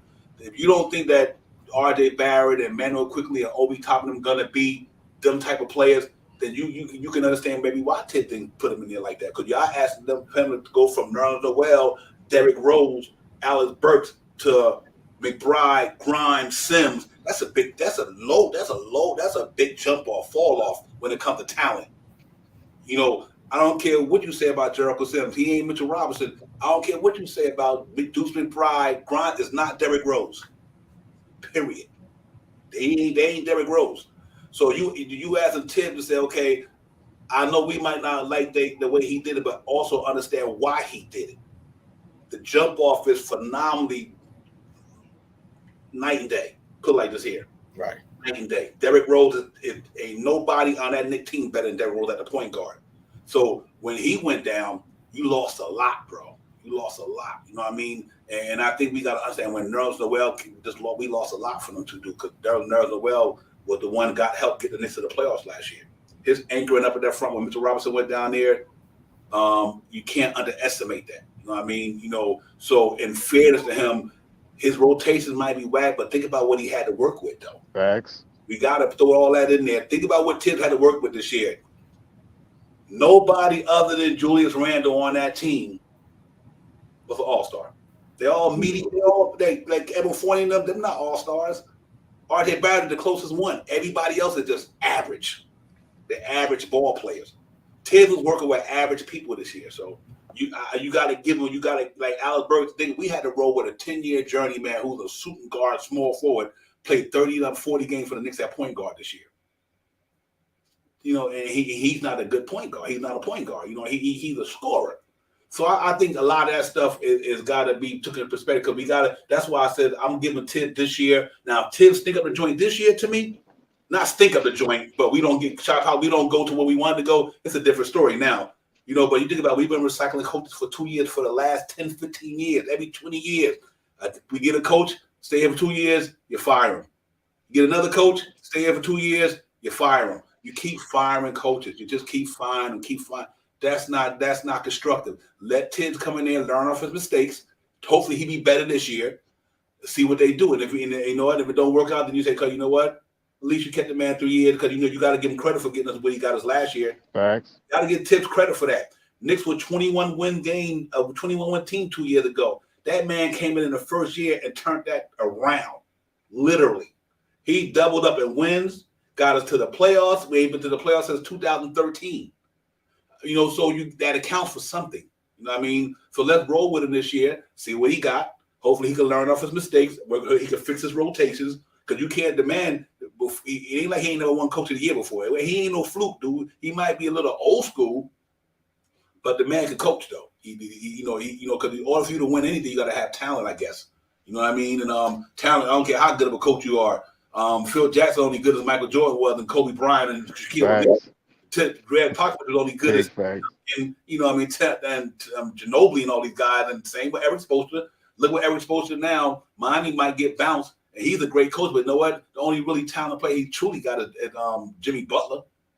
So you could be a great coach, but also it take great players to make a great coach be successful. And kids took Derrick Rose now, a young rookie Derrick Rose and Todd Gibson, and they was babies. Took them up to the Eastern Conference Finals against LeBron and them. Tibbs can coach basketball. This year he had a lot of scrap to work with when them boys went down, and you got to kind of take all that in totality. So let's hope he come back next year and learn off his mistakes, man. Like he said like even in his press conference, he said, "Listen, I didn't always get things right." You know, he telling you that. He ain't like, you know. So, but I don't think that's fire worthy. I don't think you should be fired, Tibbs. Because I think you got to give him, take the fact that Nerlens Noel didn't play, Derrick Rose didn't play, Kemba Walker didn't work out. That's on the front office. That ain't on Tibbs. Fournier, he didn't really get a pop into the second half of the season. That's not on Tibbs. That's on the front office for making the decisions. So you got to. That's why I'm glad the Knicks retained him. Let's hopefully Shaw Powell, he just get another year to try to make it happen. And if it don't, then you let him go. Basically. Yeah, I hear you, Divine, and I'm with that. And just to add, to jump on to what Keith Turner said, I understand where you're coming from when you say that and stuff like that. I totally understand that. How can we let Tibbs come back from and learn from his mistakes and not give Julius Randle the same chance? And I'm not saying that I don't want to give him another chance, but Thibodeau did go out there. I mean, he did stink us up. I talk about we don't watch the tapes, we don't watch the game 2 or 3 times and stuff. But you surely didn't hear Tibbs go out there and be like, thumbs down and shut all that stuff up and stuff like that. So I didn't really think Tibbs was going to come back this year. I thought they might have moved on from Tibbs and maybe went to someone like a Johnny Bryant or something like that. But they brought back Tibbs. So in that same token, that's probably what they're going to do with Julius Randle and bring him back as well.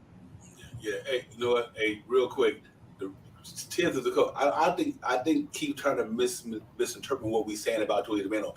We're not saying Julius Randle shouldn't come back to New York. We are not saying that. What we are saying is because the fan base, if Julius Randle go in a slump for a week or whatever, it happens. Every player goes through it. It's not us. It's the fan base because of what he put himself in. Julius Randle was talented, bro. Yes. Nobody on this panel is saying we don't want Julius Randle here. Yes. We say it might be best for him and his family if this thing continues. It's not good for him. It's not good for his psyche. It's not good for the camaraderie with the teammates. Because if Julius Randle get frustrated at something and his friends start booing, they start saying boom, it ain't got nothing to do with us. It got something to do with the New York Knicks at Madison Square Garden in that arena. If they start booing Julius Randle, it's going to have a trickle-down effect on the team. Yes. It's going to affect the team. So what would you rather have? Fans in New York, you know how crazy they can get when things ain't going right. They ready to run you out the door. They are with, and you know what? And they run. If Tibbs coming in next season, they run him out the door. I've seen them say that coaches all the time. Tibbs is not exempt from it, but Tibbs did something that he got us here. Tibbs got it. Tom Thibodeau got us to the playoffs, man. That counts for something. So you might not like. People might not like some of his decisions he made on the court, but you cannot tell me this man, who you going to get out there better than Tibbs if you fire him? Johnny Bryant is not better than Tom Thibodeau. He might be better for the young dudes, but he ain't no Tom Thibodeau. He ain't got no proven track record. What Johnny Bryant did. He might be an up-and-coming coach like Ime Udoka did. Don't get me wrong. Ime Udoka sat around Greg Popovich for all them years, learned how to, that's different. Johnny Bryant came to the Knicks last year. If you're going to take Johnny Bryant over Tom Thibodeau, what happens if he start losing games? But y'all going to run him out of New York too? Those Johnny Bryant suck, man. Knicks the only one. Look what happened to Fizdale, and then look what happened to the Hornets. Look what happened to all these dudes. It just go on. Too many. Yeah, go on. It's too many. We cannot be, as an organization, and this is from a business standpoint, keep reshuffling coaches. No player going to want to come here. They ain't going to want to come here. Wow, I want to go there. They keep finding you can never get a system down in New York because they keep firing their coaches. You can't do that. That's not how you build an organization.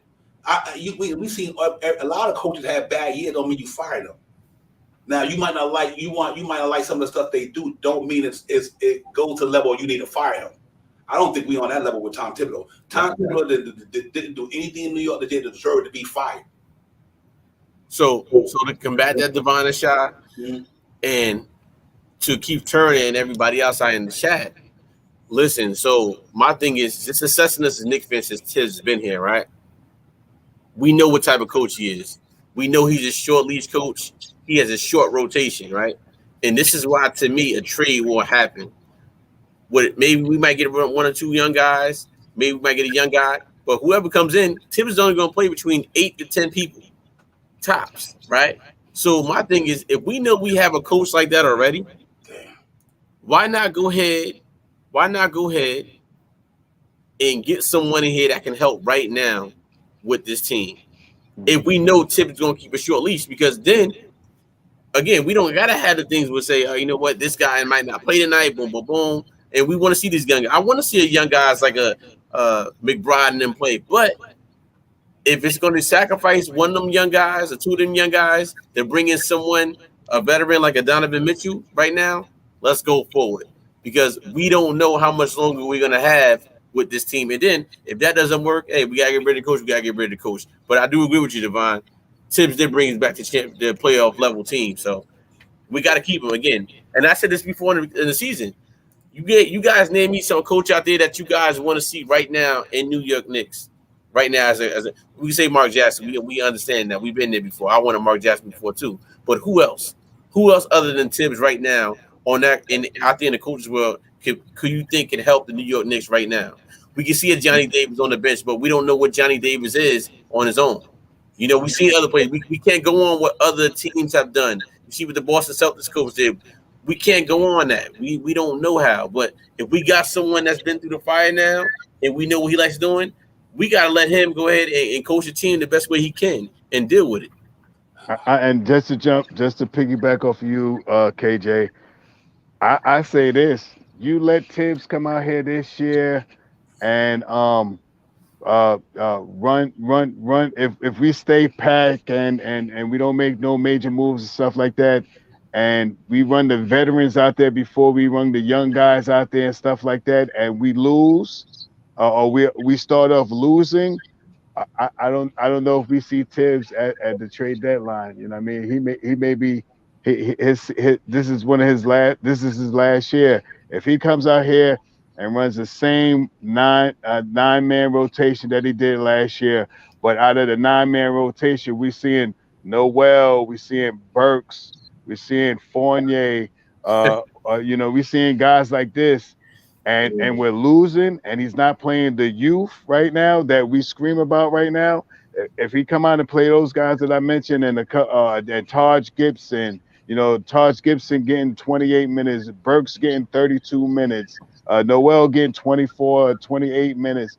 He comes out and plays those guys in that scheme, and we're sitting IQ on the bench, we're sitting Grimes on the bench, we're sitting Deuce and all these other guys on the bench. Yeah, by the trade deadline, and we're losing. Right. Yeah, I think Tibbs is out of here too. That you're gonna start hearing fire Tibbs. Nah, I'm just joking. I'm joking. Hey, Devon. I'm sorry. Go ahead, David. Go ahead. I got some. Yeah, let me make one point as well. It also was important too. Tibbs did not ask for the players came in this year. He didn't ask for Fournier. He didn't ask for Kemba Walker. He sure did. Dude, he wanted Reggie Bullock back. He wanted a certain type of player. You gave this man something that he didn't want, and he had to work with what he had. So you think about Kemba Walker not playing for the Knicks this year. That was a big loss for us, bro, because now we took out somebody like Alex Burks, who we thought was going to be our sniper off the bench, a la Vinnie Johnson, Lou Williams, Jamal Crawford off the bench type dude, to put him in the starting lineup. That affects the team winning percentage, because now you took a important piece off the bench, put him in your starting lineup, because the point guard that the Knicks brought in, Kemba Walker, did not pan out. So now you got to reshuffle this whole thing. You're in the season. Kemba Walker ain't playing. Remember, guy, at the beginning of the season, Kemba Walker was relegated to not playing. How many games do you think that cost the Knicks? Because we missed. So the stuff they gave Tom Thibodeau, and y'all seen how I was with Evan Fournier at the beginning of the year. For a whole half of the season, Evan Fournier stunk it up. RJ was stinking it up. Julius Randle was stinking it up. What do you want Tibbs to do? If Greg Popovich was coaching the Knicks this year, the way if them guys did the same thing, he would have had the same record. Tom Thibodeau done won over 150-something games in his career, more than he lost. That's a 600% winning percentage. He done won on the levels. He done went to the Eastern Conference Finals. Every year, think about it. When he left Chicago, they stunk.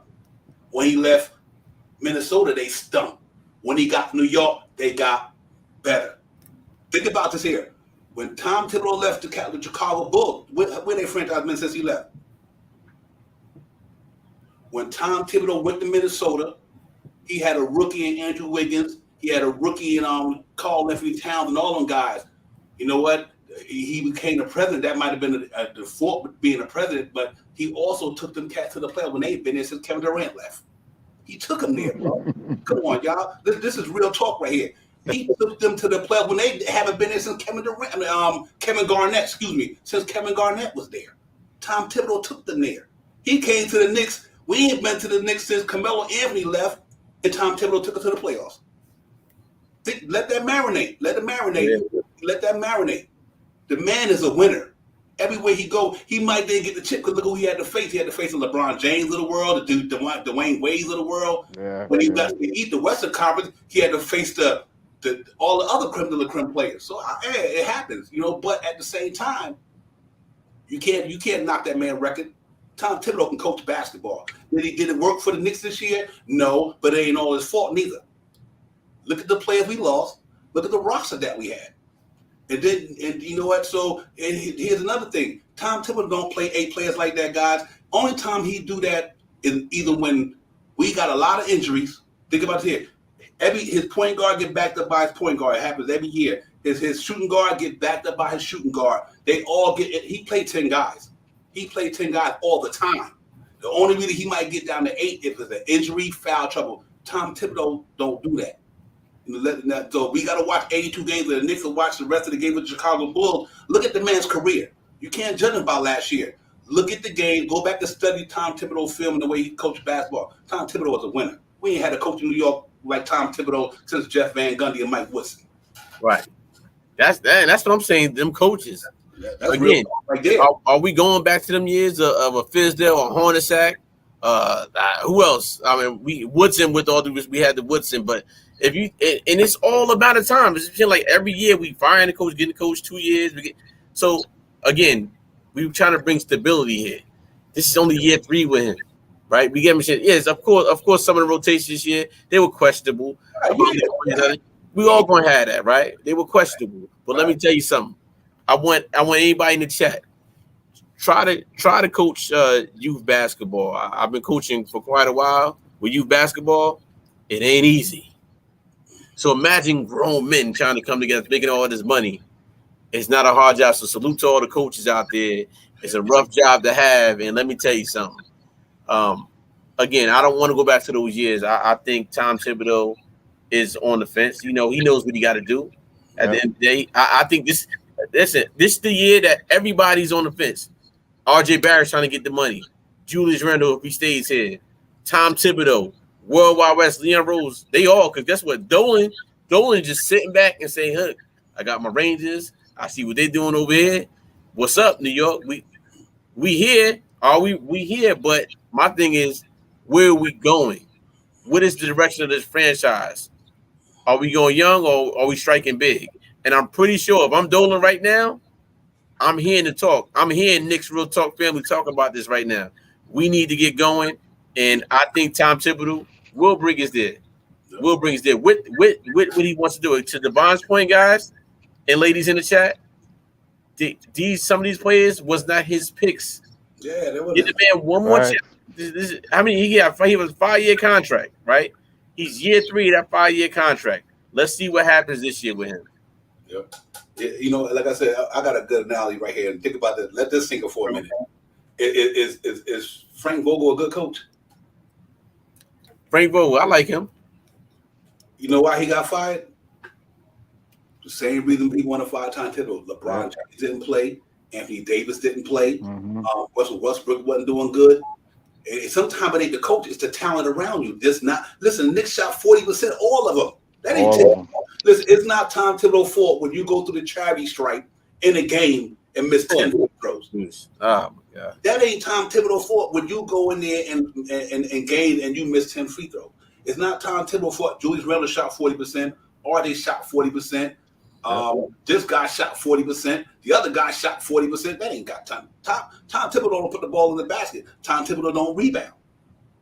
He coached the team, and granted, he made some mistakes this year. Tom Thibodeau ain't perfect. Ain't no coach perfect. Tom Thibodeau made mistakes this year. He did. His rotations, they weren't kind of, but at the same time, sometimes you got to take into consideration of why he had to make these adjustments like that. Okay, he's not a great coach. No, he's not a great coach, but he's a damn good coach, though.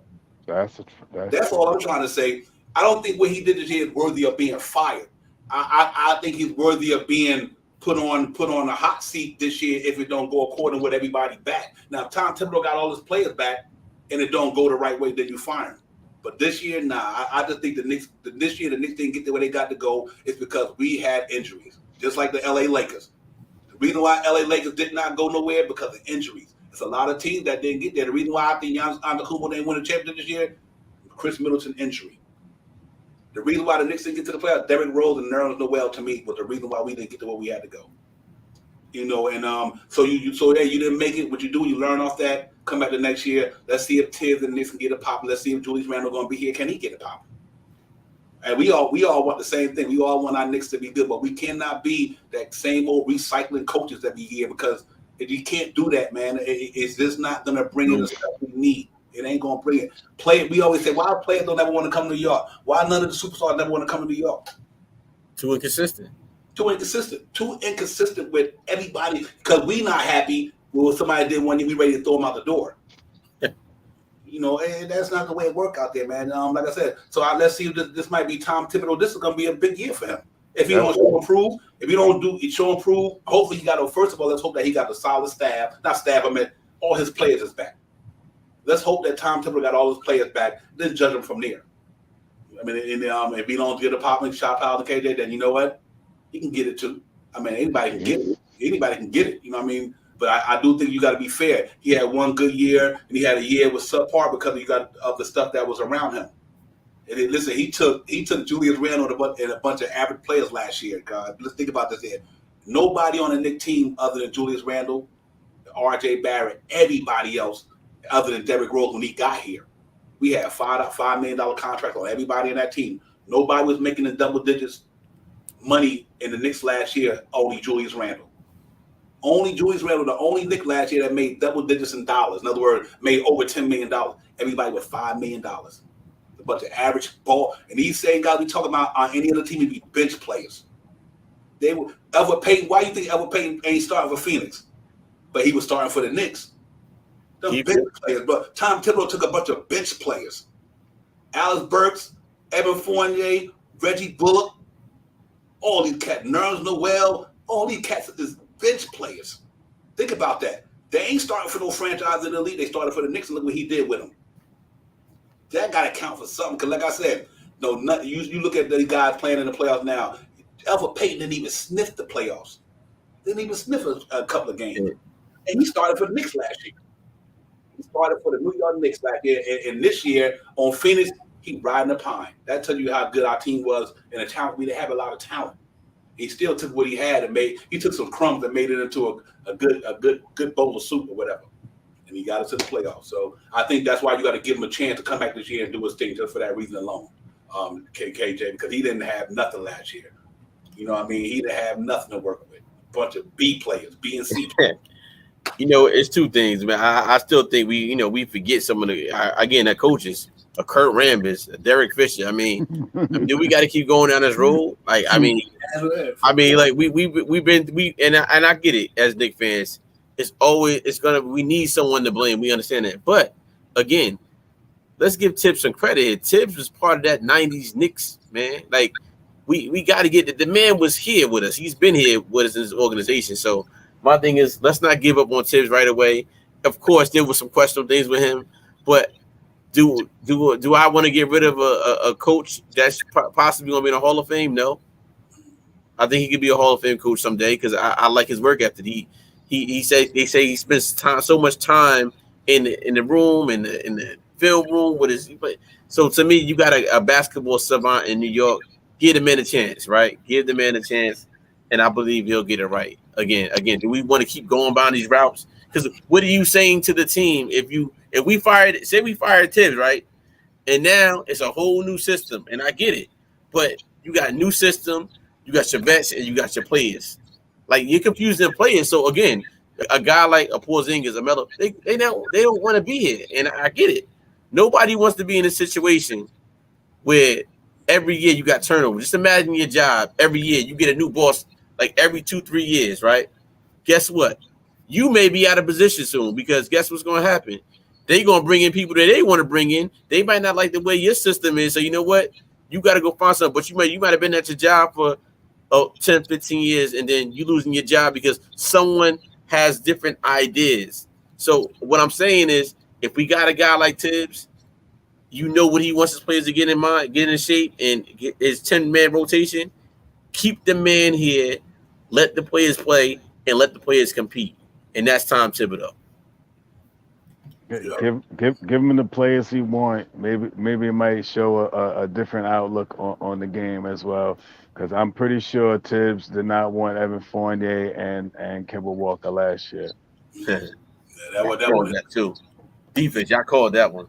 Check this out. And that's why I said we gotta kind of take things into consideration. Here go the guys. Check it out. This is real talk. And this is why I be telling people who played the most minutes in the NBA this year. Mikal Bridges, Mal Bridges, DeMar DeRozan, Jason Tatum, Sadiq Bey, Tyrese Halliburton, Russell Westbrook, Trae Young, Tyrese Maxey, Doherty Smith, Scotty Barnes, Harrison Barnes, Pascal Siakam, then Julius Randle. Then you got Tobias Harris, Jalen Brunson, Buddy Hield. These cats all play the same tip. You know what? People don't understand something. We talk about our players play 40 minutes. It's a lot of NBA players. That's what they get paid for. You ain't put 30 million, 20 million. Listen, Mikal Bridges played the most minutes, 34 games. Julius Randle played 35 minutes a game. Pascal Siakam played 37 minutes a game. DeMar DeRozan played 36 minutes a game. So guys gotta play more. Tom Thibodeau gonna when you trying to win games, let's per se. Some like I agree with a lot of what they're saying about the rotation. I don't have a problem with that playing guys 40 minutes, but at the same time, they wasn't ready.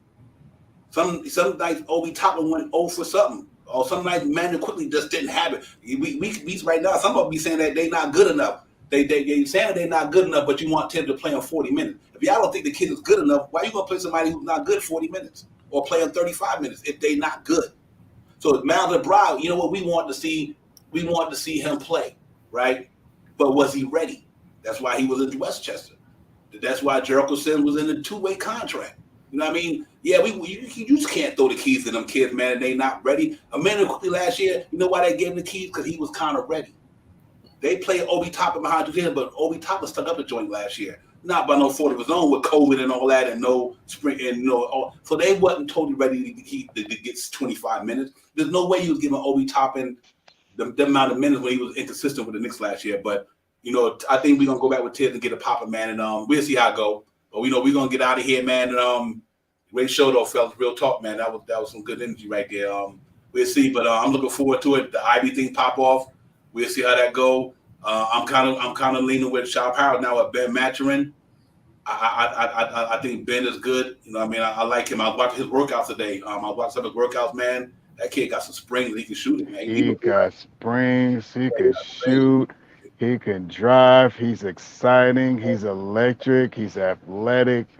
I really like him, man. And if we can move, and let me say this again, it's not because of Julius Randle, his game. It's because of what are they going to do in these next 2 years? Are we shooting to go to make a playoffs, or make or are we just trying to build this team to see where we at, to see in 2 years some of these guys that we have in 2024, when we have another big round of draft picks coming out. Next year we got 2 first-round draft picks and like 4 second-round draft picks. You know what I mean? Next year we have all these aspiring contracts coming off. If we don't move the contracts this off season, there's so many things that we could do to see where we're going to be at. You know what I mean? I just want to see the outcome before we make rash moves. Now I'm 100% ready. If they want to bring Donovan Mitchell in here and maybe bring in, if we lose Mitch and we go ahead and get Mobamba with Mitch, Mobamba, Donovan, RJ, and Randall, I'm with that. I'm with that as being a starting unit. I'm 100% with that. Don't get it twisted. Yeah. Hey, KJ, it's a lot of scenarios, man. It's a lot of scenarios. One thing about Knicks, we'll talk. Let's get it. That's what we do, man. Let's get it. We keep it real up in here, and we passionate about it. But we also like to make sure we cross all our T's and dot our I's, because you can't just throw information out there if you ain't got proof of facts to back it up. You just can't throw hyperbole out there, because that's not how it works. You know what I mean? You got to take everything in totality. It's a lot of variables to this stuff, man. That because you one thing go wrong don't mean it's only this person. It's a lot of variables to it. Just like Tibb, think about this here. Julius Randle had the best career of his life under who? Julius Randle was a good ball. In the best year of his career under Tom Thibodeau. And Divine, when's the last time we had a coach of the year? Facts under Tom Thibodeau. I'm just throwing that out there because I get it, and everybody's entitled to their own opinion, but I think we got to slow down on the fire tip situation again. When's the last time at least that's something we can say as Knicks fans, we had a coach of the year, right? We haven't, and after all the coaches we let go, so again, they're not gonna let Tips go. And again, these guys got something to prove. You think they don't hear everything that we talking about on Knicks Real Talk and other podcasts? Of course they hear this. But again, as always, guys, it's always a pleasure to chat with you brothers in the chat. My sisters in the chat as well.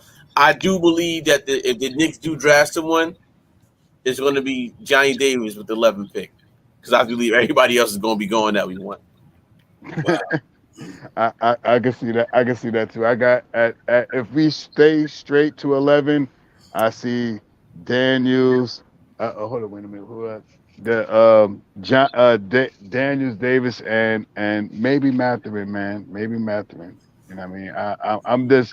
I'm just trying to stay optimistic for that guy. I think that guy is going to be baller. I hope. I mean, I think. I'm not sure, but the way he played in college, the way Mhm. he's aggressive, the way he can shoot the ball, I think he will be a great pick. That's why I think we need to make that trade at 7, because I think he's going to, in between that 5 and 8 range, I think he's gonna be caught up in one of those teams, man. So I'm with Shaw Power than 19 Con on this one. If we stay, I think it's Mature and Chacon. yeah, Shohan. show it. Oh, I like that's Shohan. I'm at to go that route. another reason. But see, Divine with the 11th pick, if we go Shohan, now we got a glut at the power forward position. Even though this guy could probably he plays like 4 position. He could play a power forward. He can play small forward. He probably can play some short time at center as well. This guy is a multiple task type of guy, man. He's a real good guy. I like him at 11, man. That's another reason why I'm pushing for us to move for that 7. It will change the whole me. I'm just saying this. Maybe because I'm being biased, but I think we change the whole parameter of the game if we get Ben Mathurin and we go out here and get Sohan at 11, 7 and 11. If we get 7 and 11, Ben Mathurin and Soham, I think we changed the whole. We got and that means that we are moving off of Julius Randle. That means that majority of these vets will probably be moved off. We'll probably keep 1 or 2, someone like a Burks. I think they don't want to let go of, and D Rose and especially Taj. I think those 3 guys as veterans will probably still be here if we go with the youth movement. Perfect guys to have for all these guys that we're bringing in here. Burks as a small forward, D Rose and Taj can really teach these guys from off the bench, man, and show them where they at. They know it, and I'm glad, because right before I got about to say the same thing. What if we don't move some of these people, that 11 pick might not get in the rotation. Right. You know what I mean? Right. Get in the rotation. That's why I think that this got to do some wheeling and dealing. There's no way you're going to draft the 11 pick and he ain't going to crack the rotation. It's hard. It's going to be hard. You know what I mean? So the Knicks got to be up to something. And if you lose Mitchell Robinson or get him in the sign and trade, you shouldn't lose him. If the Knicks lose Mitchell Robinson, then I think this front office failed. Because you should have either moved him on when you had a chance. They had a chance to give him an extension. Or if you lose him for nothing, or you're gonna hope that they will do a sign and trade, that's the route the Knicks got to make. They can't let Mitchell Robinson lead this building for nothing. That would be a failure. That would be like Kemba Walker to me. That'd be a failure. You know what I mean? So, but we got to free up some roster spots for these guys to get in here and get it popping. Because good as these cats are, the cats are we talking about. If you bring back the people we talking about, like Shaw Power said, that's gonna be kind of crazy, KJ. But man, listen, give me y'all last words. Salute to the chat, man. All y'all brothers and sisters up in there, y'all get it popping. Hey. Sorry for that way. I got to work on this poll thing to get these silly chats up here with these negative chats out there with all this swearing and cursing and stuff. As soon as we get up the show, man, I'm gonna go fix that mess. So next time somebody come in, I can avoid that mess. Hey, I believe it. I believe this is the year the Knicks make a game-changing blockbuster deals. It's going to be crazy. I think it's things that we don't even see that's going to happen with, because there's so many different scenarios. It's going to happen as always. It's good chatting with Sean Devon on Knicks Real Talk. The chat, y'all know where it's at. As Devon always say, salute to you, blessings to wherever you watching the world.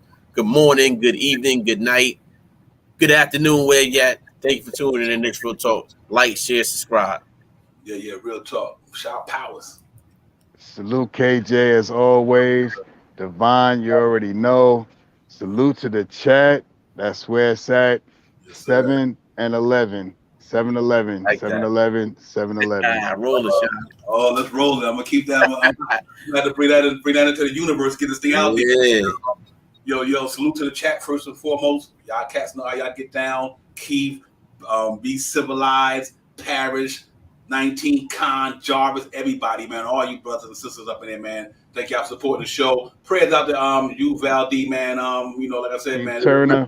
All this mass shootings, you gotta stop, man. This is America. We don't need all this stuff, man. But prayers out to them in Buffalo with everybody, man. Y'all be careful out there, man. Real talk, and that's why I always say that when I leave the show. You always hear me tell the panel and everybody who listens out, be out there, be safe, take care of yourselves. You know, I make sure I put that out there after every stream because now what's going on, you see things that just happen. You know, just be careful. Just be out there, go do your thing, get on your grind, get home safe to your loved ones and everything like that, man, and all that good stuff, man. But it's been real. 7th and 11th, I'm sticking with my man on that right there. 7 and 11. Make that hot shot. 7-11. New York Knicks. 7 and 11. Yo, let's roll it up in the piece, man. Roll them. And listen, y'all look out for the new show I got dropping called In the Building with Divine. It's gonna be a new show dropping on Knicks Real Talk. You know, and y'all just look out for the notifications. It should be fun. I'm trying to interview a lot of people out there in the universe, man. We're gonna bring another part to the show and all that. We're gonna get it popping. But it still ain't nothing like the three brothers up here, though. This is where it's at right here. Shot Powell, the KJ, and Divine all the time. Chat is where it's at, man. Y'all cats know how y'all do. It's always a pleasure coming in here, man, on Sundays and Thursdays while the season's off, getting it in with you brothers and sisters, man. So my family right here, I see you cats on the next episode. Real talk, and I'll holler at y'all through the week or something. But we be back on Sunday. Night. Y'all already know. Let's get it popping, man. I'll salute everybody, man. Y'all have a great day. Y'all better go get some sleep if y'all can get on your grind. I'll see y'all brothers later. Yes, sir. Peace. Let's get it. Yes, sir. Time for Divine Shot, KJ events. This Real Talk's the brand. You understand how we do, my man. I'm on that Friday night Nick shit, dripping in Nick shit. Up in the world, most famous arena. Look at click, that's the conglomerate. The Knicks Real Talk is real prominent. I'm a bit like the Omicron variant, so dominant. Paying homage to the cats in the chat. That's where it's at. Cause I'm hearing that. You don't care for hyperbole, we straight facts. We interact with the mob, the gods. Up in the pod, the squad, the side. The entourage be on the job, my energy. 52 to the temple. As they cook my game plan, and my brand for loot and pursuit. Going hard like the New York City gritty committee. Cause that the Knicks we know is pretty, but we all stay giddy. But we embrace the fan base like the late Anthony Mace. We create the logo when there's hair space that appear like square space. Staring down on the Chase Bridge, looking at Knicks City drip. And City Jackson's on the court, looking pretty legit. I say the truth to the orange and blue. I thought you knew for him a few bars to shine like stars divine on Mount Mars. Knicks Real Talk. Here we go, let's go. Knicks Real Talk right here. I'm representing Knicks Real Talk. right here. Let's get it. Here we go, let's go. We here in the building. Knicks Real Talk. Let's get it. Here we go, let's go. Yeah, for real. Yes, sir. Knicks Real Talk. We here. Here we go, in the let's go. building. Let's get it. Let's get it. Yeah, for real. Yes, Let's sir. get it.